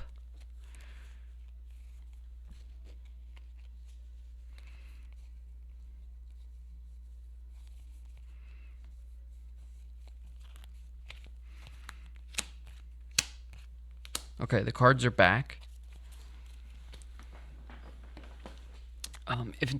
If the ulti was already revealed, you would win 3 times the saved effect. Yeah, I do remember reading that. That's correct. Okay. So I think we're all good. That was a huge turn. Planning phase was rough. Killer phase, he moves in, he kills another victim. So what happens when he kills victims if bloodlust doesn't go up? Nothing, pretty much. We need him to kill victims because we're running out of meeples. And then we flip a terror card. So next terror card says intimidation mode activated. Or intimidation mode active. Target the final girl, move twice, increase the horror by 2. That's fucking rough, dude. That's rough. He moves for 1, so he's going to move here like this. So he's going to target the savior, move twice. Now he doesn't attack, but the horror increases by 2, so that's actually really rough. We just got screwed there. We were rolling 3 dice for a minute, but then we got cooked.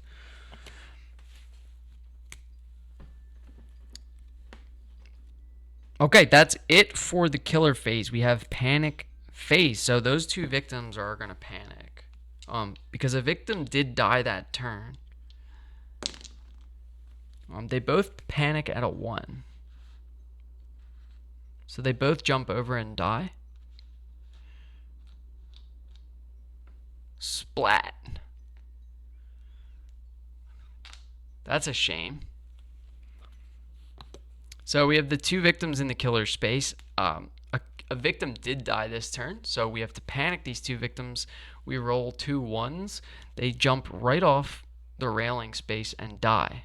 So they jump to their death, which means 2 more victims die. That's kind of bad. Okay, I don't know what's happening. He's getting very close to us. No kill action. No panic. He killed a victim from the attack line. Like,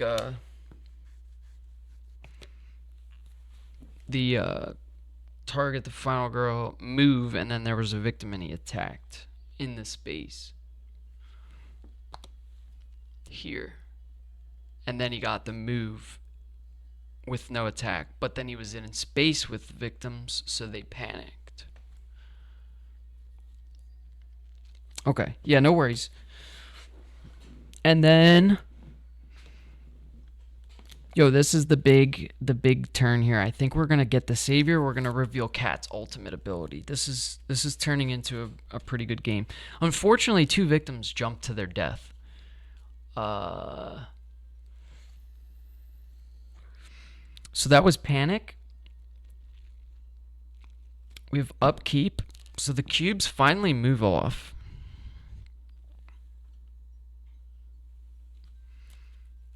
That's really important because we need to save the savior.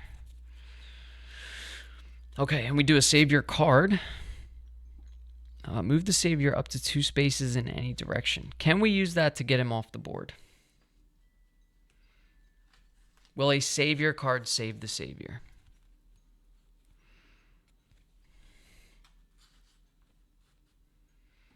Also, I just realized Bloodlust should be at level 1 because of the cop that attacked him. Oh. Okay, luckily that doesn't change his move or attack, so we have still been playing properly, but thank you for that catch. So Bloodlust would be at 1 because of Paul Blart dying, right? So then it says move the savior up to 2 spaces in any direction. We could put him on the service entrance. Do we have to be there with him, though? That would be the worst. That would be the worst. Since he moves on his own. Where does it say about saving?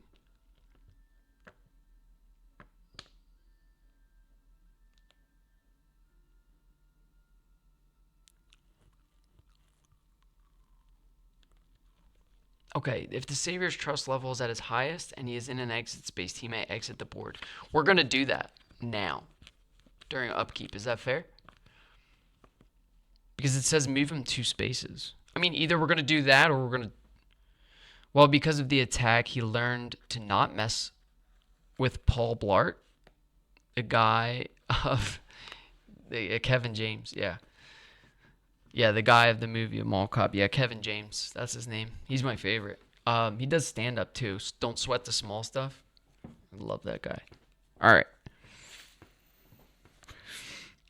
Is it possible to save the Savior during upkeep? Because it literally says Move the savior up to 2 spaces in any direction. He's on an exit space. Okay, we're doing it. And then it says, if he's at the highest level, which is I believe you, which he is, and he is on an exit space, he may exit the board during the action phase. Okay, so he cannot be saved until action phase. So action phase is now. We've done everything for upkeep, so it's going to be action phase now. So what we do is, if he does exit, you may immediately receive all unclaimed victim rewards on your final girl card. Flip your card, your ultimate ability is unlocked. So we gain 2 time. We go up to 8 time. This is big. Hopeless Diplodocus in the chat. What's going on? How you doing today? We saw you playing some Fallout 4 the other day. Popped into your stream. We're just doing some final girl here. This is Series 3. The Killer from Tomorrow. So it's the Hunter Sundydaze Mall. This is supposed to be based on Terminator. I'm great, thank you. How are you? And how's your game? It's pretty good. We like this one. This one's good so far. We're actually saving our first ally here. So we have an ally on the board. He's the savior. And the Terminator's actually targeting him the whole game. So he's chasing us around the Sundydaze Mall here. We've had a couple victims jump to their death, which is kind of cool. And then he's on an exit space now, so we're just checking the rules to make sure we've saved the ally because it's pretty important, and we actually unlock our ultimate ability and we gain all these extra benefits. So things are looking up. It's going pretty good. We get the guard action card and 2 times. So we're on 8 time. We're going to flip our ultimate ability. So, Cat, it says whenever you inflict damage with a gun, do 2 additional... Yeah, we do like that. We actually love that. When you inflict damage to an enemy with a gun, do an additional 2 damage. So, if you look here, we actually have a gun called the broomstick. So, we're ready to do our additional 2 damage once this guy wants to mess around. We're also holding a flower box, which says if you have a boomstick, check. In your other hand, you may discard the flower box to immediately deal 2 damage to an enemy that has just entered your space or is in your space. If this is in the backpack, you may discard for reduce horror. We also have a leather jacket, so we're like styling, dude. Check out this sweatshirt we have too. Yes, I really do need all these board games. We're gonna just rickroll this dude when he gets in our space. I'm telling you. Cat's actually tearing it up. So start of the action phase, we save the killer, we unlock our ultimate ability. Then what happens? We do action phase. When we save the savior, we remove him from the board, yeah? That's one thing I didn't check. The flower boombox, yeah, it's really good. Terminator feeling. Having the savior exit the board. When the savior exits, you'll once again become the enemy's target. When they are targeting you, the game will now end as normal.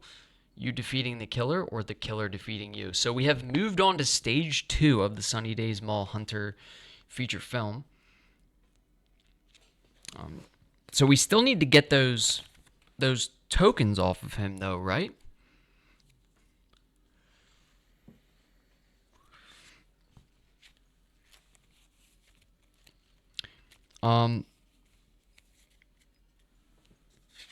We got the guard card. We got the 2 time. Do we just go right after him? We have a retaliate and everything. We healed up to 4 health. This could be pretty good. I'm kind of pissed I didn't pick up a search. I didn't really pick up anything good. All we had was 1 time. I remember now. So all we had was 1 time. We couldn't really do anything good with that 1 time. So what we're gonna do then is probably just do a focus. We can't move at all, unfortunately. So let's do our focus. We roll 2 dice. Single success and a convert. We're gonna pitch, close call, and short rest to get a double success on the focus, giving us 2 time, putting us at 10 time, and reducing the horror by 1. That's big. We're going to stop our action there. We're going to go into the planning phase with 10 time. Going into the planning phase with 10 times is actually insane. We can buy up to 10 time worth of cards here. I mean, how do we feel about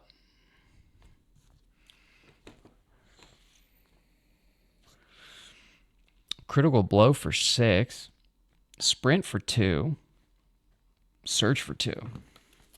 Critical blow for 6, sprint for 2, search for 2. We take our free cards. We return these cards to the tableau. Let me make sure I'm not over 10 cards here.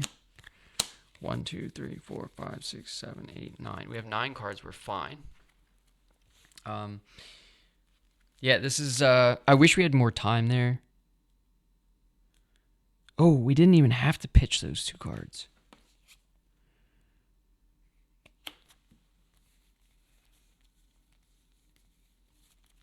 We pitched a short rest and a close call, right? That's fine. We'll save it. Okay, and they go back. Killer phase. Target the final girl. Guy moves for 1 and attacks.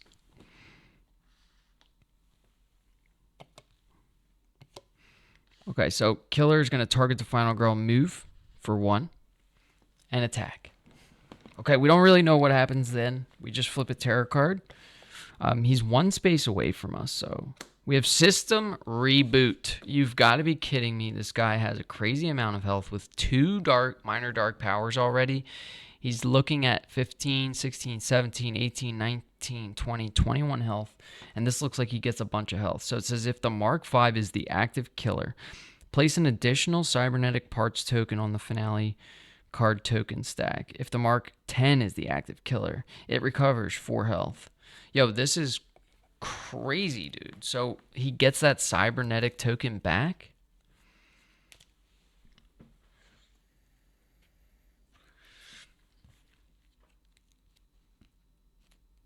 Oh, never more than max health is actually good. But what about minor darks?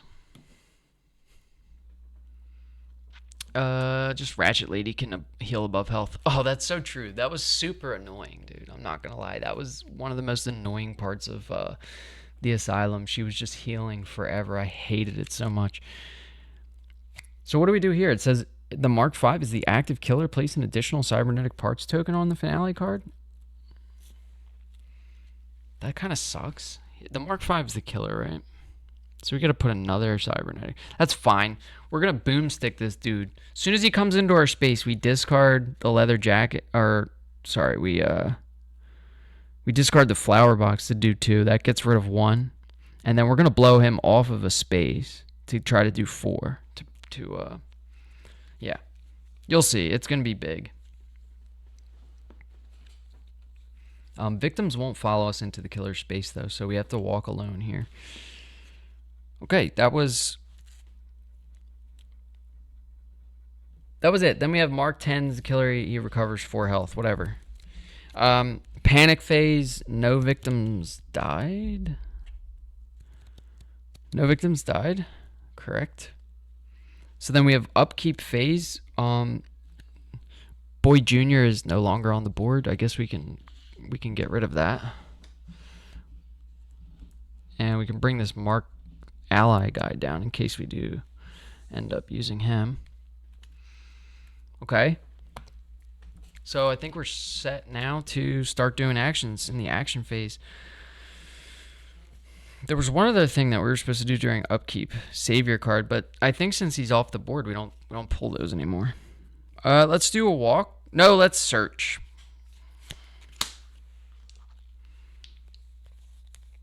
No, let's focus first. We should have pulled a distraction. Let's focus first. Single success, we spend a time. Going down to 5. Reduce the horror by 1, so we're at 2. Then we search. Single success, we take the top item card at the Zap Shack. We get a walkie-talkie. Okay, so this takes up a hand slot. We're actually going to put it in our backpack. It says play a build trust action card when not in the same space as the savior. Okay, that's going to go in our backpack. That's fine. We spent another time to pick that up, so we're on 4 time. Let's walk. This is where we're going to just destroy this guy, I promise. Okay, single success. We spend a time. We move 1 space. We are in the space with the killer. The problem is he's not on a railing space, so we're just going to try to shoot the shit out of him here. We play critical blow, or do we save that when we have 3 dice? No, we play critical blow here. Or weak attack. Actually, we just did... we just entered the... If you have a boomstick in your other hand, you may discard the flower box to immediately deal 2 damage to an enemy that has just entered your space or is in your space. So we're going to discard the flower box to deal 2 damage. So that gets rid of a cybernetic part.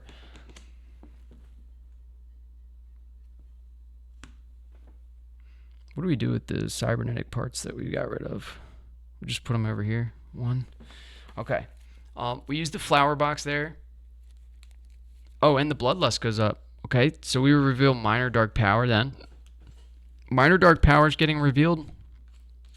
We have reinforced endoskeleton. The Mark V ignores all damage effects. Or ignores all minus health effects. Damage effects still apply. Okay. That's kind of crazy. How are we supposed to kill him? Let's do weak attack. So this would be for 2 damage if we're successful, and that would be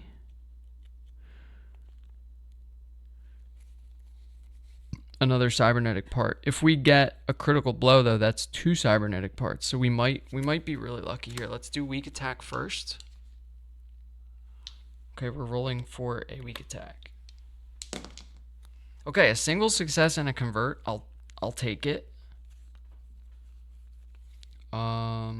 The single success means we do a damage, which is actually 2 because of the boomstick. So that's another cybernetic part that he loses. But we have to lose a health. Actually, we don't have to lose a health because we can discard our 3 tiers to convert that into a success. So we are going to do that. So that's big. Okay, what happens now? Let's do critical blow. Come on, we really need this. Okay, we get a convert and a tier. So I think we are going to convert that to a single success and end our turn. It ends up being 3 damage and reduces the horror by 1, which is big, but it ends our turn. So that takes off a cybernetic part. And that's the final cybernetic part. Only once per phase if you hit it. Only once per phase if you hit it again will not increase bloodlust like now. What are the dark powers? I can't see them. Sorry. Dark powers. The Mark V. The Mark V. Oops. Yikes. Sorry about that. The Mark V ignores all losing health effects. Damage effects still apply. So I don't know what that means. It means he can't lose health. Like we can damage him, but he can't lose health. Like it's so confusing. But either way, when you inflict, whenever you, oh, hold on. What did we do? We did weak attack, which is 1 plus 2, 3, 4. So we should have actually shot both of those cybernetic parts off with just that. So we didn't have to pitch or do any of that stuff, dude. There's too much to remember. So we should still have critical blow, sprint, and walk. So we did a weak attack, and our ultimate is whenever you inflict damage to an enemy with a gun, do an additional 2 damage. So we did exactly 2 damage, plus 1 with the boomstick, plus 2 because of our ultimate. So it would be 1, 2, 3, 4 damage. Would have taken off both of those, and then 2 damage from the flower box. So if I'm right, that weak attack got rid of all 3 of those cybernetic parts. So we have to roll 2 dice to see which way those parts go. We got 2 3s, so both cybernetic parts go this direction. And we have to roll for a 3rd cybernetic part, actually, because we took off 3 cybernetic parts.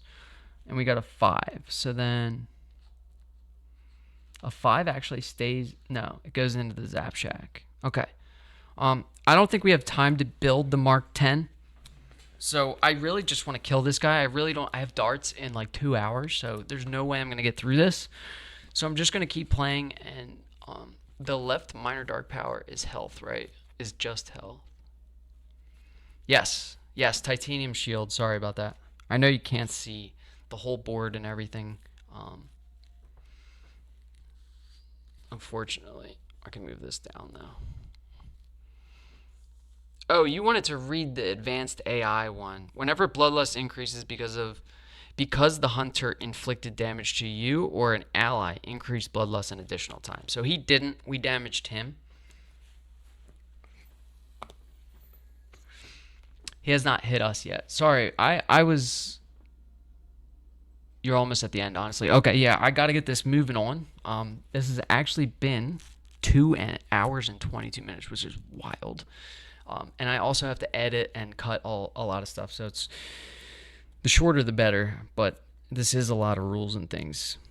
And I definitely appreciate the help. So this actually becomes... The Mark 5 ignores all damage effects... or losing health effects. Damage effects still apply is the most confusing dark power I've ever heard of. So we can still damage him. Basically, we're down to the 2 ticking things. So it says when you damage or when you get rid of the cybernetic parts, countdown tokens, when all the cybernetic part tokens have been removed, then only countdown tokens remain on top of the finale card. Ignore the killer action on the back of the finale card and do not draw a terror card. Instead, remove a countdown token at the beginning of the killer phase and increase the bloodlust by 1. When the second countdown token has been removed, as well as resolving the hunter's Mark 10 terror card, draw a new setup card and place the silver killer meeple for the Mark 10 in the killer's starting space indicated on that card. The Mark 10 is now the active killer on the following turn. Resolve the killer's phase as normal. I'm out of breath. Yo, if that's not enough for you, Van Ryder Games with the rules, bro, we can't take it. It's too much. I feel like a robot reading them. So I think I got the idea of what's going on here. We're getting a grasp on it. I do need another drink. So I'm going to quickly grab a drink and we're going to finish this. I have to finish this. I have darts soon.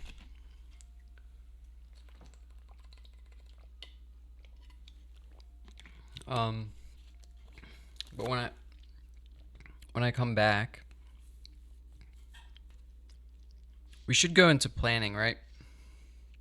We should do planning, killer, panic, and upkeep before I leave. Retrieve the cybernetic parts. Won't that make the game longer? There's none in our space right now. I will try to... I do have a sprint and a walk in hand, but we go into planning with 3 time, right? Or wait, what did we spend that time on? So the critical blow never happened, so that wouldn't have ended our turn.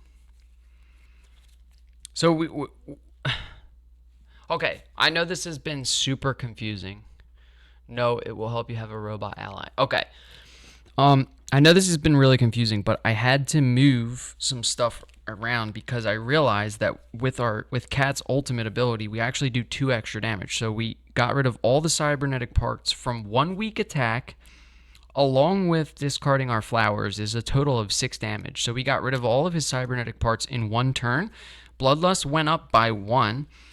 We didn't have to end our turn because of that critical blow that I rolled. So I think what we can do is actually walk. And we're still on a horror level of 2, so I shouldn't be rolling 3. Okay, we end up getting a tier. We could spend a health here to move that space and pick up a cybernetic part. How many cybernetic parts do we need? Oh, we can actually do it now, right? Let's spend a health to move one space and lose 2 more time, going down to 1 time. We move 1 space. Let's check this out. We're going to move 1 space. We're going to spend our final time to pick up a cybernetic part. We give the Mark V 2 health, and he's now our ally. As long as Churley or Churgame, Churgame, bro. If I can ever say your name proper. 2 tiers, 1 per each tier dice, showing a tier result when failing, when resolving a fail action.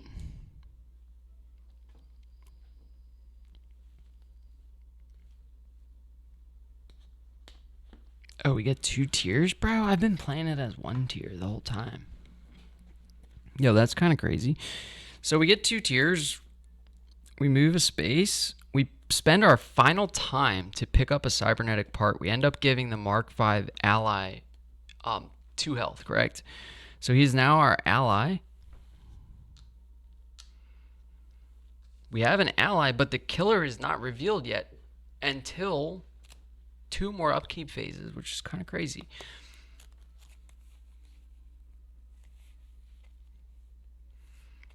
With 0 time, we actually have to end our turn there. So we go into planning with no time. We take our free cards. We return the cards to the tableau. We skip the killer phase because we are just removing one of those countdown tokens. And then when we remove the countdown token, we don't do a terror card. We do panic phase. No victims died.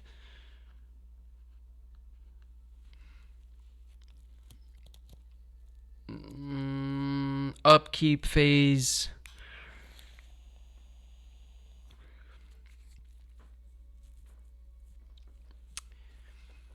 It is the tiers of how bad you can roll.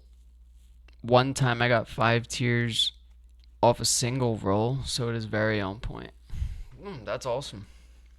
I didn't know that. I've been playing it where you can get 1 tier per turn. So that's actually really helpful. Yeah, so upkeep phase. So what happens with this Mark V ally guy? Does he not become our ally, correct? Allies. Where are we at? We've destroyed all the cybernetic parts. Yeah.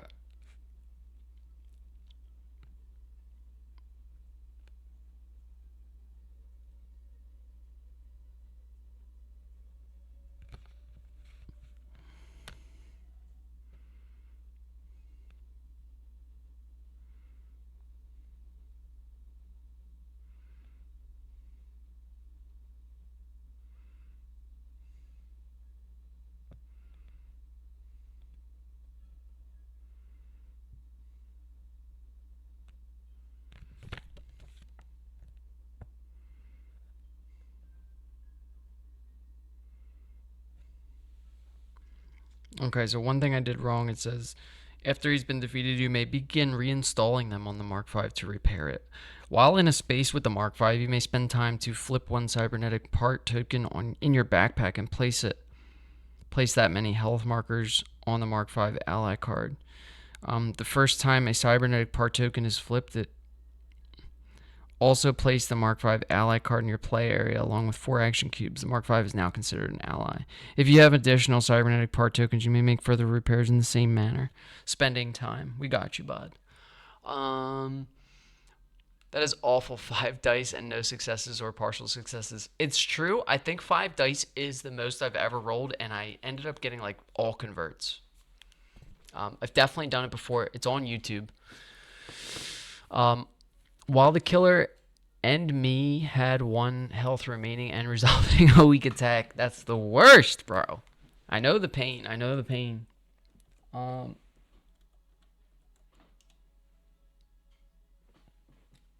You should definitely check out my YouTube.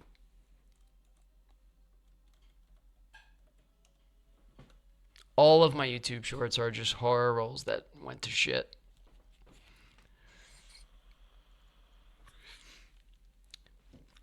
Okay, so we can't repair this guy until we're in his space and we spend more time. So then we do panic, killer, upkeep, whatever, blah, blah, blah. We're back to the action phase. I am going to grab a drink real quick. I'll be back in a second.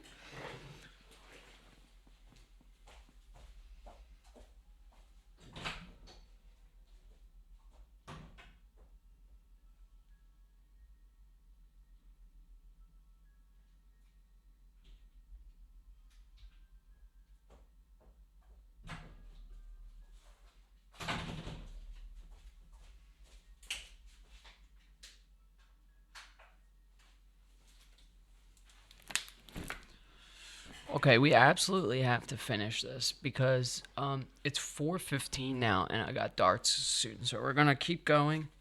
We've removed one of the countdown tokens. My goal right now, since we're in this space, we reset the time to 6. Let's spend a time to pick up another cybernetic part. So that's our second cybernetic part. And the cybernetic parts go in our backpack. So we're down to 5 time. We try to sprint here.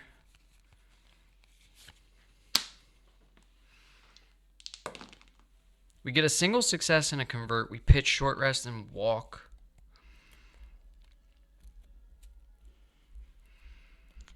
Do we pitch, short rest? We can move 2 spaces is really all we need. Bloodlust increase by 1 for each countdown token you remove at the start of the killer phase. Thank you, sir. Okay, so that increases horror by 1 and bloodlust goes up. Damn, what would we do without Chur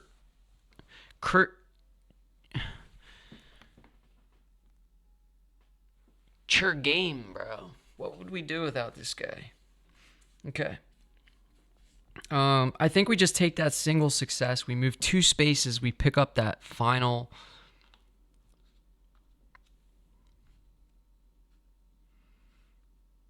Health thing. And yeah, what is it called? A cybernetic part? That should be enough health. And then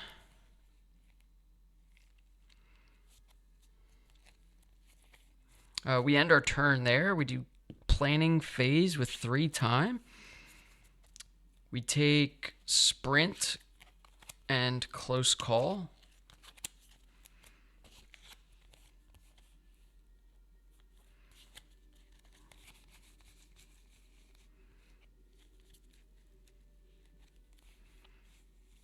There's a problem though because we're going to be over the 10 card limit.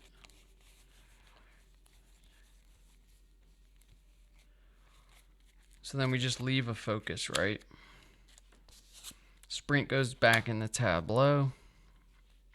We reset the time to 6. There are 0 health ones, so you don't know until you repair it. Remember 1 card discard equals 1 time. Oh. So we actually start this one with 5? Because we were over. Damn, dude, this guy's like a final girl. Like, did you write the rules for final girl? How do you remember all this shit? That's crazy. So we're starting this with 5 time. We need to remove that other countdown token because that was the end of the planning phase and this is the killer phase. So we don't do terror cards. We remove the final countdown token. And when the final countdown token is removed, discard a card for a time. Damn, dude, I keep bumping my fucking head on this mic. I'm about to rip it off the wall. I swear to God. Because of the limit. I see. So we actually start with 7 time. We sell a focus. That's fine. Okay, moving on to the next, that killer phase, we lost the thing. So what happens now? I need to pull up the hunter rules because It says when the last countdown is removed, Bloodlust goes up again. Good call.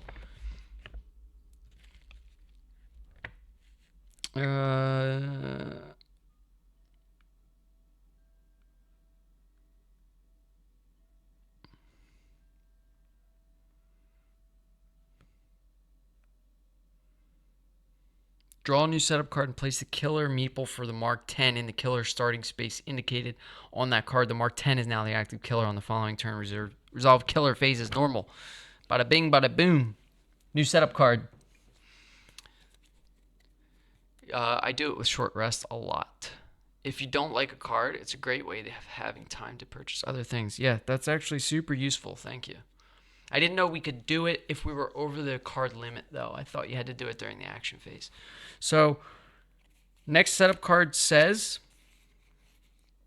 we place the... Oh, look at this shit, dude. He's in the space with the ally. Yo, that's crazy. I can't believe that. Our first one was Black Friday. And then we have Family Dinner. So he ends up in the exact same space. So the killer meeple goes here, and he's in the space with the Mark 5. That's kind of crazy. Mark 5 and Mark 10 are both in the same space.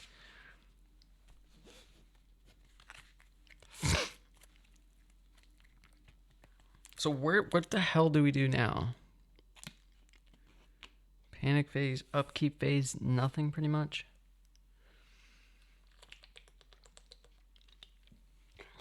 We need to do it in the action phase, but it's still a solo game. What matters is the fun, right? So true, man. We are having fun here, but the rules and stuff really gets to me. Like when I have to constantly check, like you've been a major help through this. Like I wouldn't have been able to get through this as fast as I did. And if I did, I would have just been cheating the whole time. But I appreciate the help. It's just I'm trying to get to a conclusion.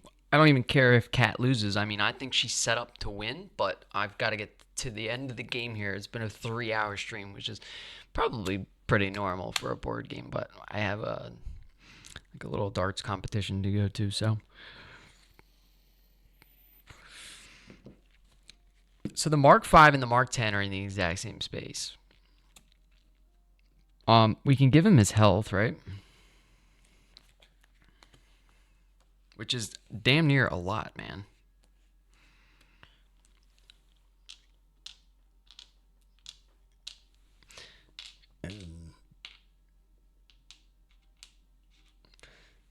There's 10. I don't even know if I have enough.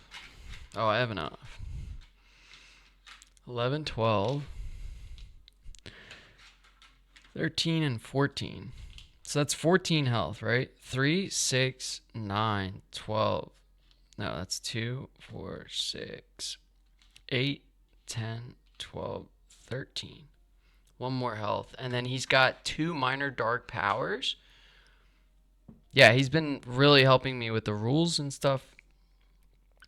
Because this is my first time playing Final Girl. Do you know what you are going to play after you complete this game? Yes. I mean, technically no, but I mean, I'm open to suggestions. I kind of liked how this was turned into like a series type thing. I like how, this was followable.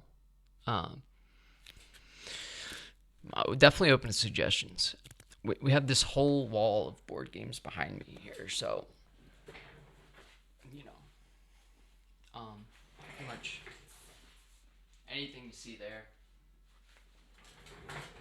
And then I have another one over there too. So my first playthrough was 5 minutes. 5 minutes long. A recap of what happened. You don't boss me. Goes to the killer. 3 attacks, 1 health left. Check it out. Jumps, dies. Okay. Yeah. So the Mark 5 and the Mark 10 are there. We gave him his health. We do have to... We've picked up 3 of these, but Spirit Island, you have that? Okay, yeah. I would definitely need a refresher on the rules for Spirit Island. I've only ever played that one time.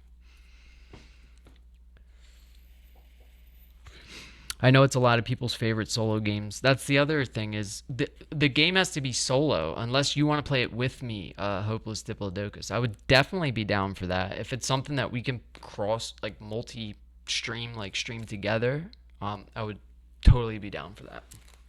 Um, just just reach out to me on the Discord.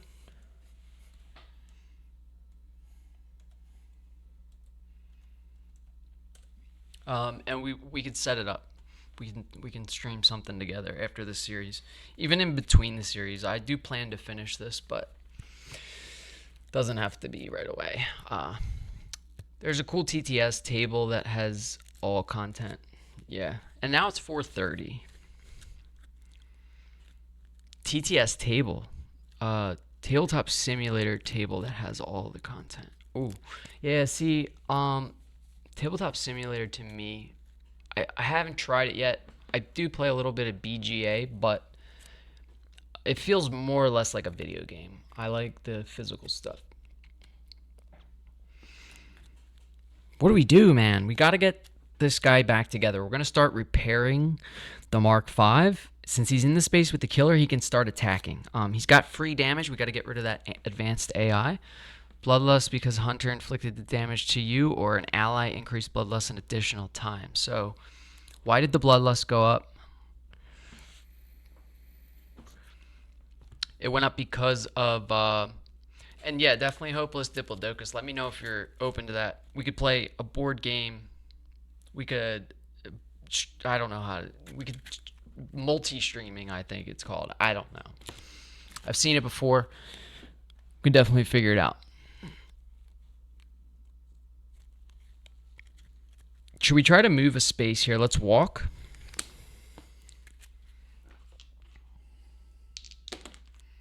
Okay, we get to convert. We're going to do short rest and focus to get a single space.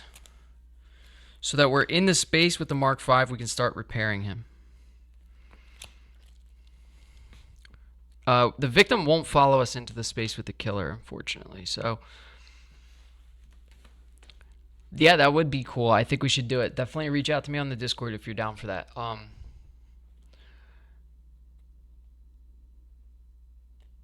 Paula today with the fountains.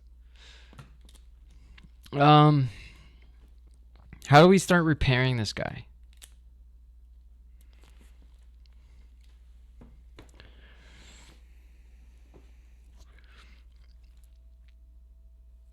We move one space for a time. That puts us down on 6. The link doesn't work. What? Bro, this is cracked. Hold on a second.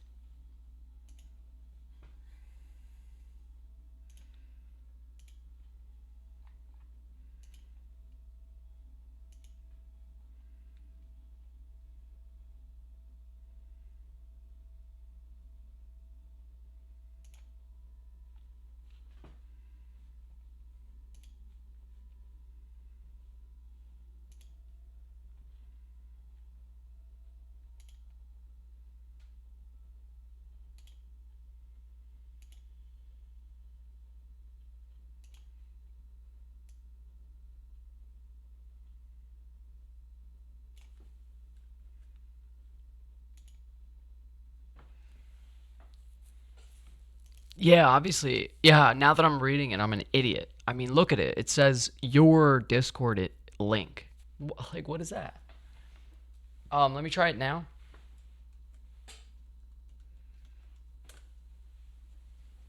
Bam! There it is. We figured it out. I feel like advanced AI, baby. You're looking right at it. There you go. That's the Discord. You can follow along with all the Final Girl stuff. And yeah, we're definitely going to get into some other games, though. We just don't know what yet. So we moved into the space with the Mark V. Now, what does it say? We can spend time to repair it. So we're going to spend a time to give it some health. So it gets 2 health there. Damn, we need a lot of these health tokens, huh?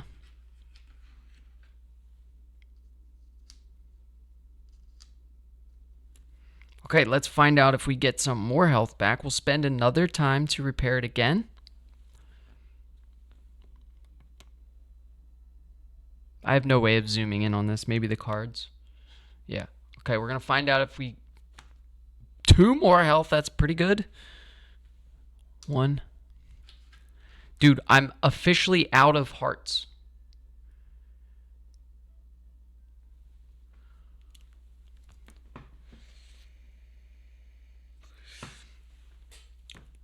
Officially out of hearts in Final Girl. Okay, so that would be 1, 2. So we only need 2 more health tokens. Let's give them tiers. So the Mark 5 has 5 health. That's fine. Jesus, look at this. We're using tiers as hearts because we're out of hearts because of all the minor darks. The killer has finally come. Yes, we have to get this going one way or another. Whether Cat dies, it's getting way too close to my start time. So we did the walk. Now we could start hitting this guy. We have big cards in hand. We have critical blow, guard, retaliate. We also have sprint, close call, walk, and weak attack. It would be nice to get a distraction and get that time up so that we can roll 3 dice, but let's start with a weak attack. This is going to be a big action phase here. We can start using the ally too. So we lose a health. And we do a damage, which is actually 3. It's 1, 2, 3, 4 damage. So that gets rid of 1. Minor dark power. We got rid of that minor dark power, advanced AI. So the health can go directly on there. We love to see that. And then 2 health from his titanium shield.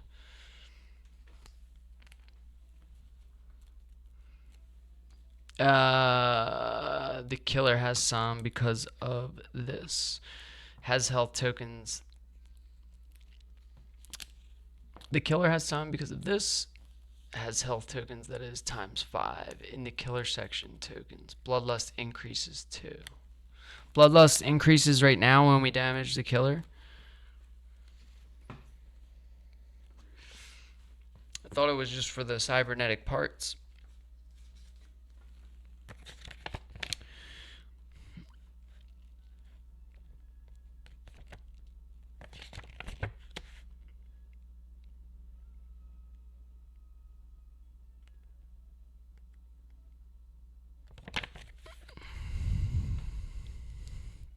Okay, that increases horror.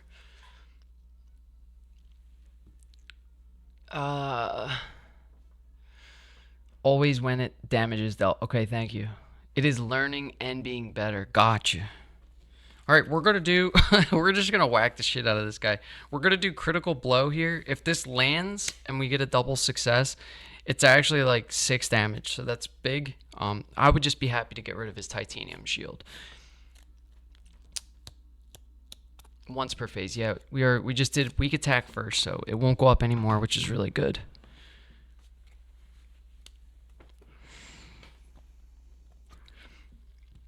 We're actually going to use the Mark 5 ally right now. So we're going to do 2 damage to get rid of the titanium shield.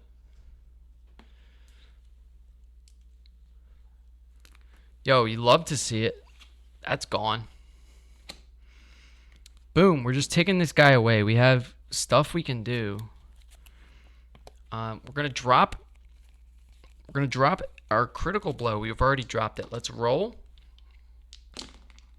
We get 2 converts. I think it's worth here to at least convert 1 and end our turn, which is fine with me. We're gonna pitch our walk and our close call. Or do we... Also, there are cardboard tokens that represent 5 health. Check it out. Ooh, that would be helpful. That would actually be helpful. This is the first time I've ran out of health tokens, but we're going to pitch walk and close call here to get a single success on a critical blow, which does 2, 3, 4, 5 damage from her ultimate ability. So 1, 2, 3, 4, 5 damage to the hunter. Yo, Cat's got a shot here. I'm telling you guys. I'm telling you guys. You guys didn't believe in her. She's got this. It was on the other side of the killer box. Because of the quantity of the health, once you have it, on the other side. So, oh yeah, we don't have anything from Series 4 yet. So we'll see what comes with Series 4 as I start ordering it. That has to end our turn. So we go into planning phase with 4 time, right? We spent 4. Let's see, we did focus, lost the time. Walk, lost the time. Spent time repairing. So we went focus, lost the time. Walk, lost the time. Repair 1, 2, 3. We should be down to 3 time. Okay, so we go into the planning phase with 3 time. I think a distraction. We buy distraction. We get no free cards. So we have distraction, retaliate, and guard. So these cards go back. Critical blow. Close call. Walk. Weak attack. Walk. Focus. Short rest. Focus. Yes, you have it above the dice tray. I see it. Oh, it came with fucking plus 5 health tokens. I'm such an idiot.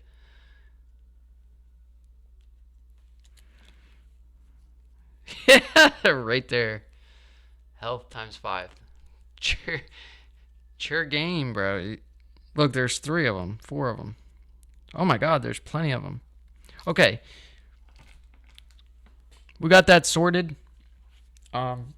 We picked up a distraction. That was all we could afford. So we have distraction, sprint, guard, and retaliate with 2 tiers, allowing us to move a space. Let's do killer phase. We're gonna get attacked here. So, target the final girl, move and attack. Those because of the ridiculous amount of health that this killer uses. I agree. And with 2 allies, that increases the amount of health that's possible. So, yeah. I used tiers like an idiot, even though I had the times 5 health things. Yo, we're really chunking this guy down, though. I love it. Let's get to it. Since we lost the flower box, we can equip the walkie-talkie, build trust action. Blah, blah, blah. That's useless. Let's get rid of that. I don't know why I was thinking we could use that, but this is going to go back over here. I'm making a mess. So we have target the final girl, move and attack. I think we pop a retaliate here, right? Retaliate does help with the gun.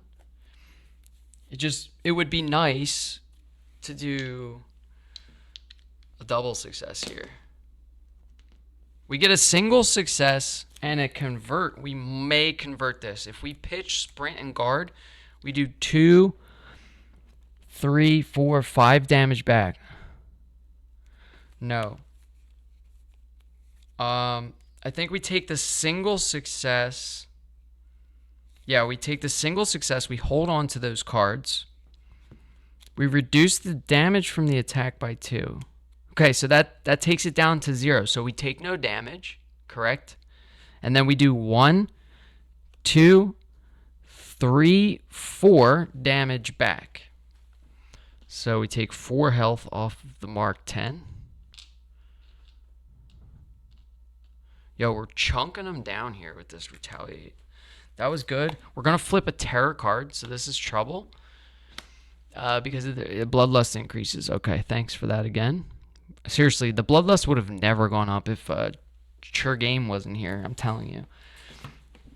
We're going to flip a terror card.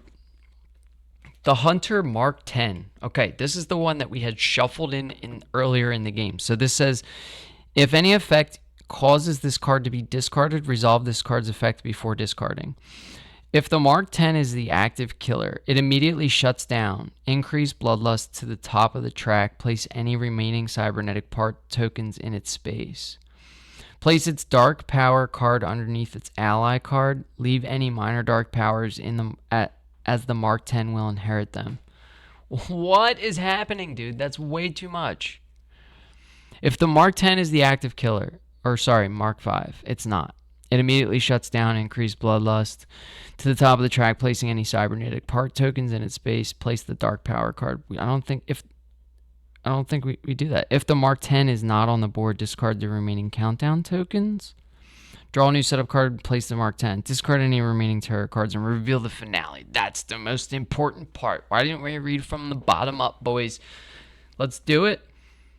We get the finale is coming out. We're going to see what the Mark 10 wants to do here. So, finale revealed. Increased bloodlust. We already increased it. For the retaliate, correct?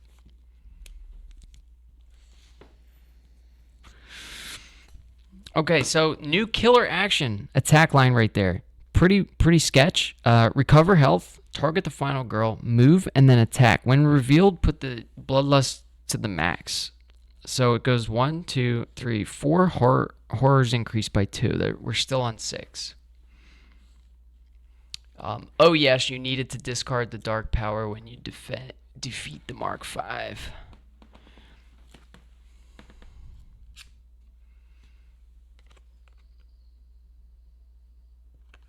That goes here.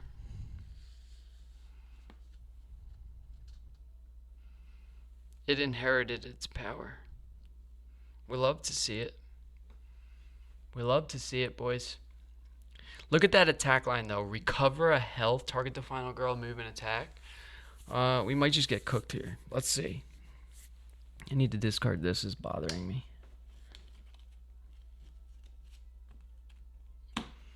All right, what's next?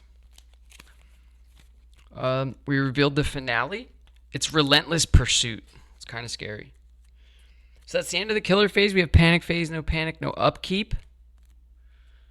We need to take advantage of Rise of the Nerds thing. Also, you need to resolve all effects with Bloodlust you pass. We did that. It was just increasing horror by 2.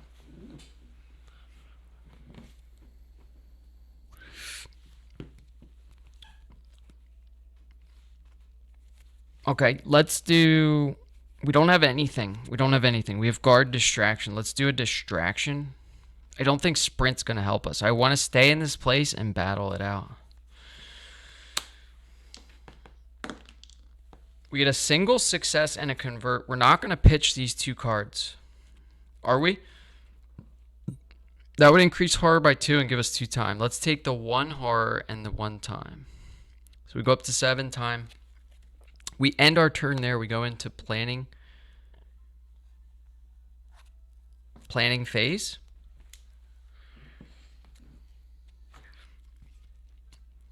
With 7 time. Oh, cubes during upkeep.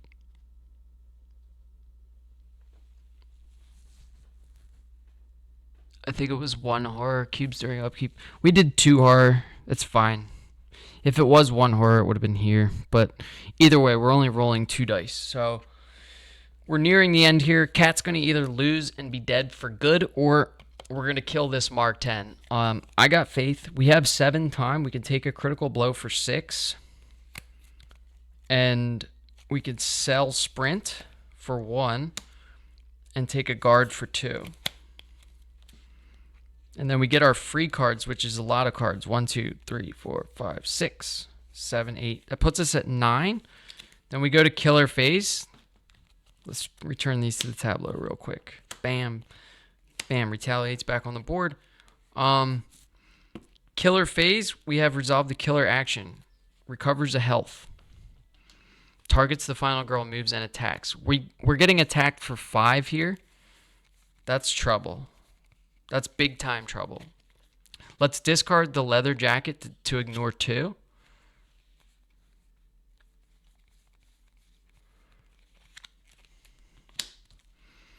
So that's 3 damage. Let's play a guard.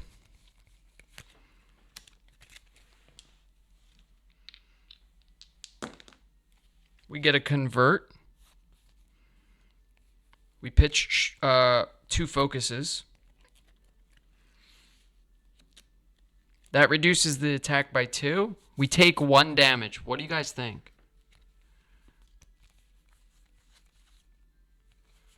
I'm fine with it. We get an extra health, or an extra dice, sorry.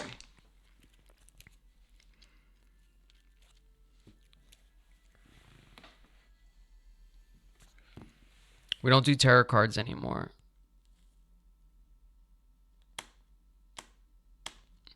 That was it. We survived the Mark 10 attack. No panic. Upkeep, we slide this cube.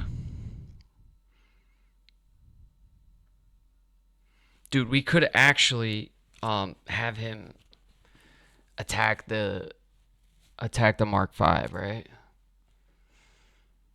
We don't need to take the damage. I don't know what I'm doing here. We're down to 1 health. So that we get to roll an extra die. Cubes during upkeep, we did that. So we're allowed to do that 2 damage now, right?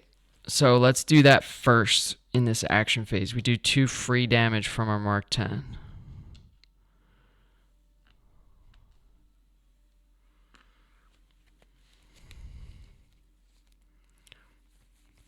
And then we have a critical blow here, which I think we're going to roll weak attack first. Let's do a weak attack. Triple success on the weak attack. You love to see it. All right, 1 damage. Not that good, but still helpful. With the boomstick, it's actually 1, 2, 3, 4 damage, which puts him down to his last health. Yo, is this all legal? It was a very strong weak attack. Yeah, it's very true. With the boomstick is OP, yo. I'm not going to lie. This could be the end here. The guy's on his last health. We get an extra dice. So 4 dice on a critical blow is huge. Let's do it.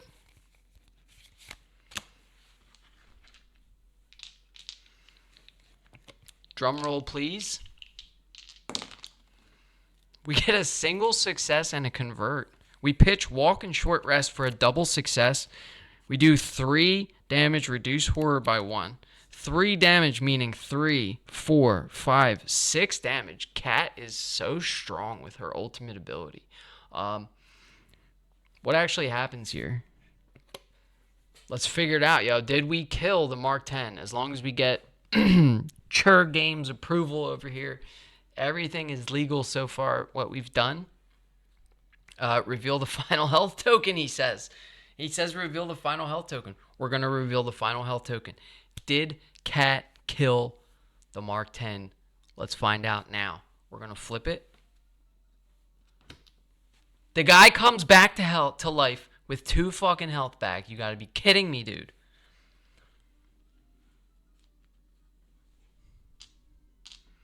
We ignore any over damage that we do, correct? And then a white health token goes on there. This is such bullshit. We're going to use the Mark 10 to kill him. Or the Mark 5. And then the phase immediately ends.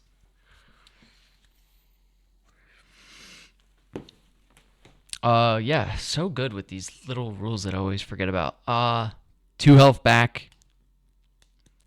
That is 3. Good call. Good call, my man. All right. All right, the phase immediately ends, unfortunately. So we should be on 6 time. I don't know why we had 7. We could discard 1 tier or spend 1 tier to get 1 time, but what are we really going to buy, right? So all we need is, I think we sell a walk. Oh, okay, can we do that? You know what, dude? Forget about it. Let's take a Furious Strike. For 4 time. That puts us on 2. Can we sell cards during the upkeep? Or during the planning phase? Big rules question. Big rules question. Because you reveal the final health token, the director wanted a dramatic spin.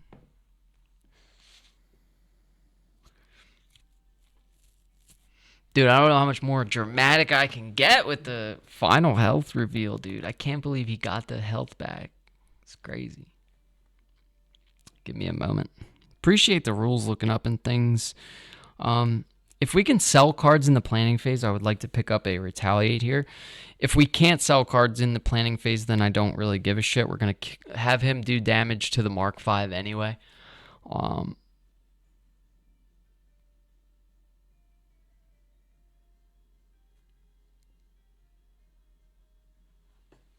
We have to do it though. It's getting very close to throw time for darts.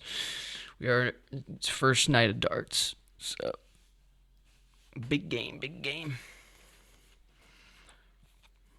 What else do we really buy? Maybe 2 close calls would be more important. You know what? Let's actually just scratch that. Let's hold on to. We will find out the rule. We will find out the rule from Church Game, but we are just gonna buy a Furious Strike and 2 close calls with our 6 time. Reset this time to 6. We go to Killer Phase. He immediately recovers a health. And then he targets the final girl, moves, and attacks. Now we're going to have him actually attack the Mark V. Instead. At any point before the action phase ends, you may discard as many action cards as you wish in exchange for 1 time each. Van Ryder Games. Right, so since you said we killed him and the action phase immediately ended, we legally can't sell cards at that point. That was kind of my question. So thank you for that.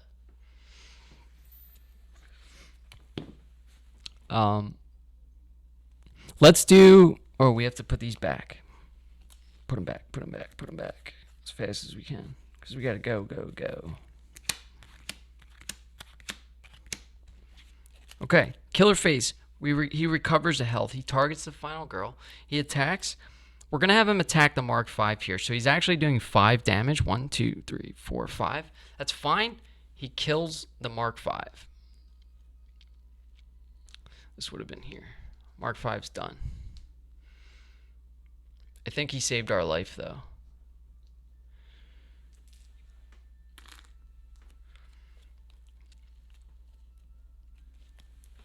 Okay, Mark V's cooked.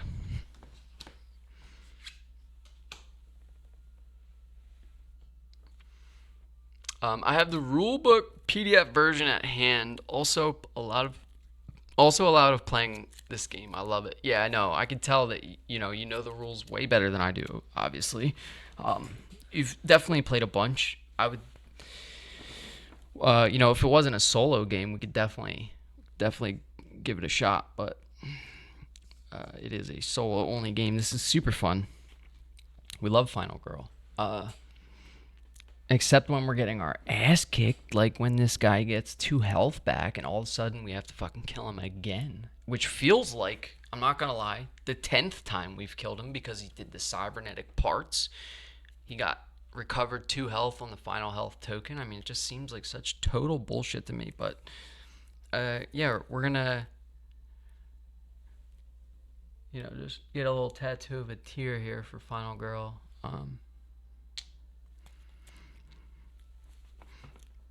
We know they love to hear the bitchin'. So,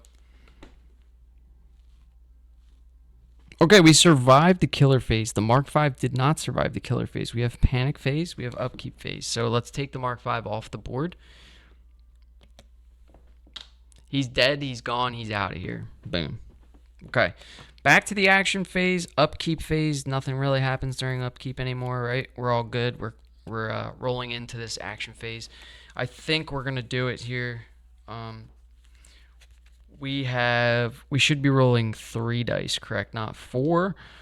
And I think our first roll of the game is going to be our Furious Strike. Or our first card of the action phase is going to be a Furious Strike. How many dice do we roll? 2 plus 1 because we're on our last health. So 3 health. 3. Let's do it. Furious Strike. This could be the most important card of the game. Yo, if I could hit... Okay, we got a convert. Oh, 2 converts. We're going to spend 2 time to reroll all 3 dice with a close call. Oh! Oh, that actually hurts so bad. Do we do another close call?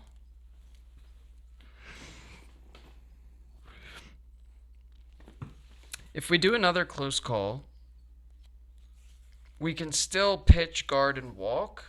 Damn, dude. Just converted, he says. Okay, and we'll hold on to the guard. So we convert it. Yeah, but that ends our phase. But he's dead, is what you're saying. I got you. All right. We pitch 2 cards. We do 1 damage, plus 1 from the boomstick, plus 2 from the cat's ultimate ability, which is totally OP, I'm not going to lie, if you get a gun. So there you have it, folks. I think we just killed the Mark 10. Get him out of here, man.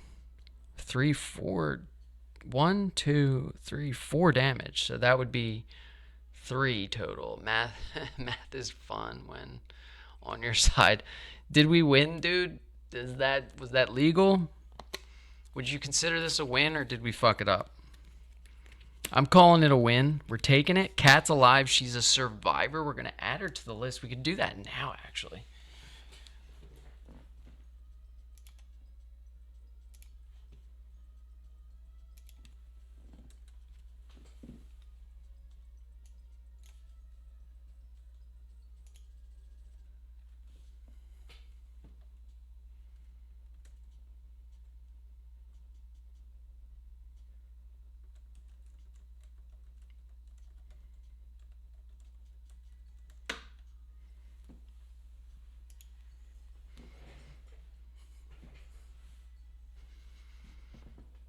It's a win still. If you play it again, you can have a very different outcome. Yeah, that is why I love the game. Yo, preach, brother. That is why I love the game too. Every time I play, it's different. You're never going to get the same 10 cards for the tarot cards, number one.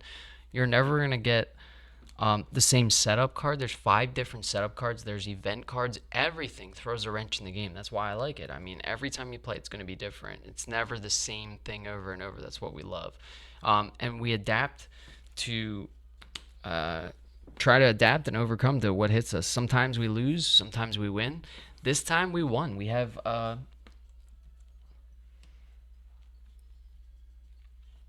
you can do exclamation point survivors.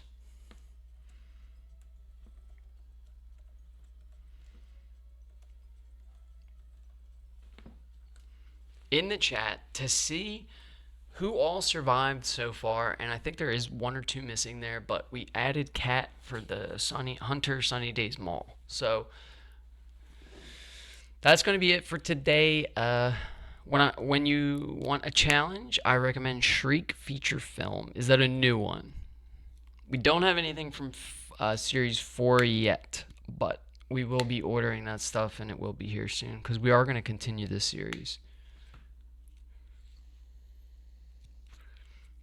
Scream reference. Oh, that sounds really good. Because that is a horror movie that I have seen. So, it's a special feature. The only special feature I have is the Christmas one. We will be doing that around Christmas time, so that'll be fun. But that is gonna wrap it up for today. Cat survived. Krampus. Yes. Yes, we have Krampus.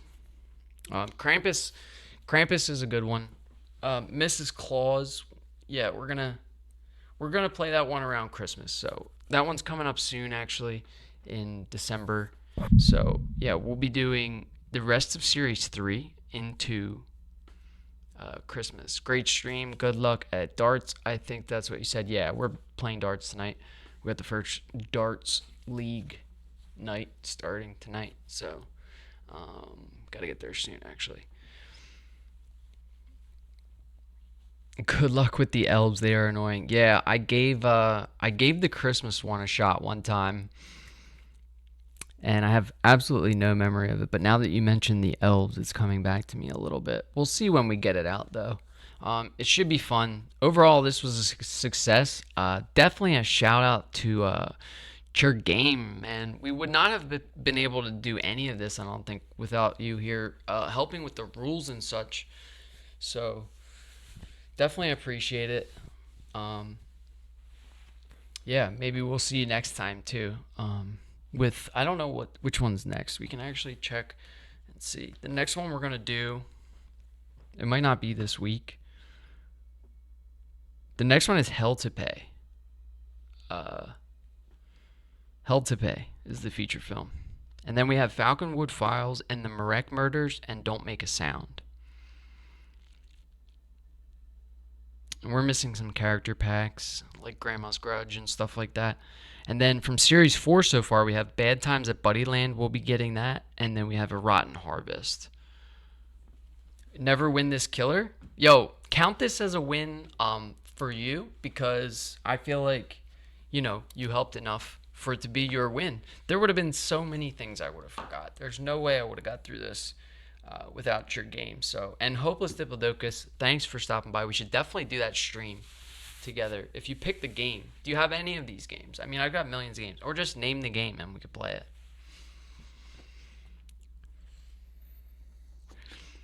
Razorface.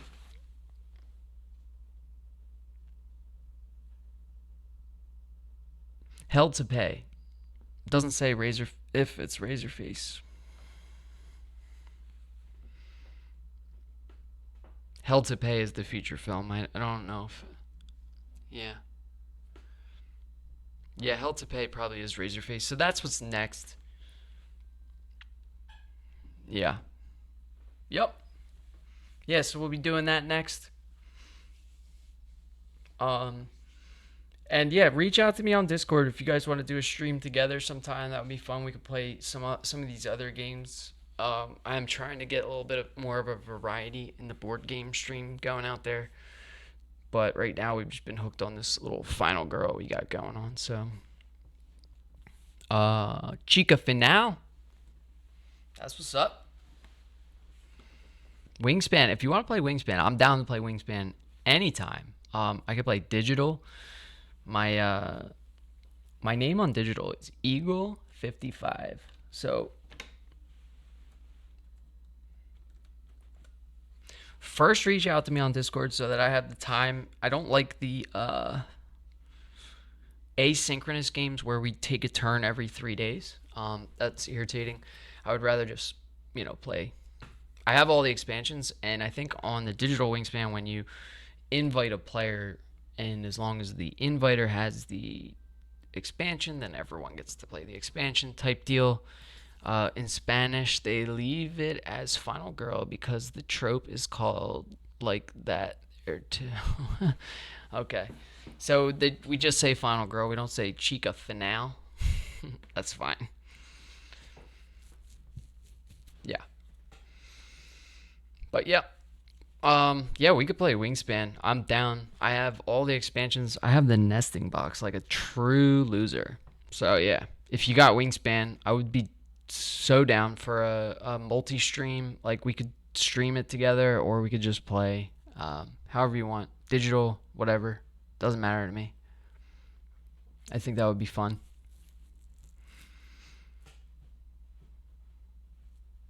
But yeah, enjoy. Yeah. Yeah, so if you have the Discord now, we use a lot of Spanglish. It is common in board games to not change names. Yeah, definitely. Thanks, Hopeless Diplodocus. Definitely reach out. Wingspan is also the same name in Spanish. Oh, is it? Because I saw a lot of the other boards, like for German, it's much different. I got my hair cut today.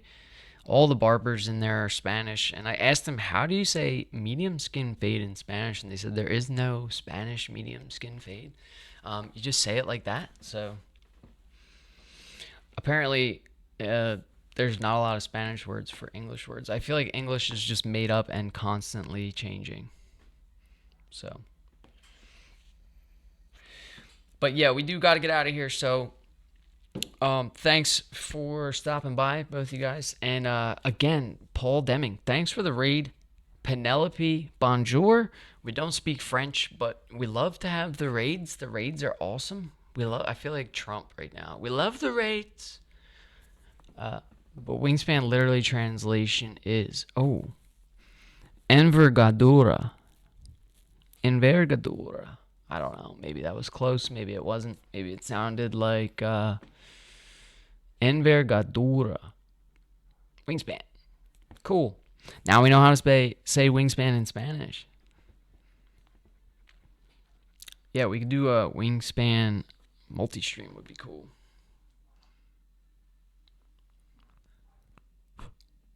I thought we were going to have to burn out. I had the candle lit here. I was going to light Kat's card on fire if we lost. So luckily she survived.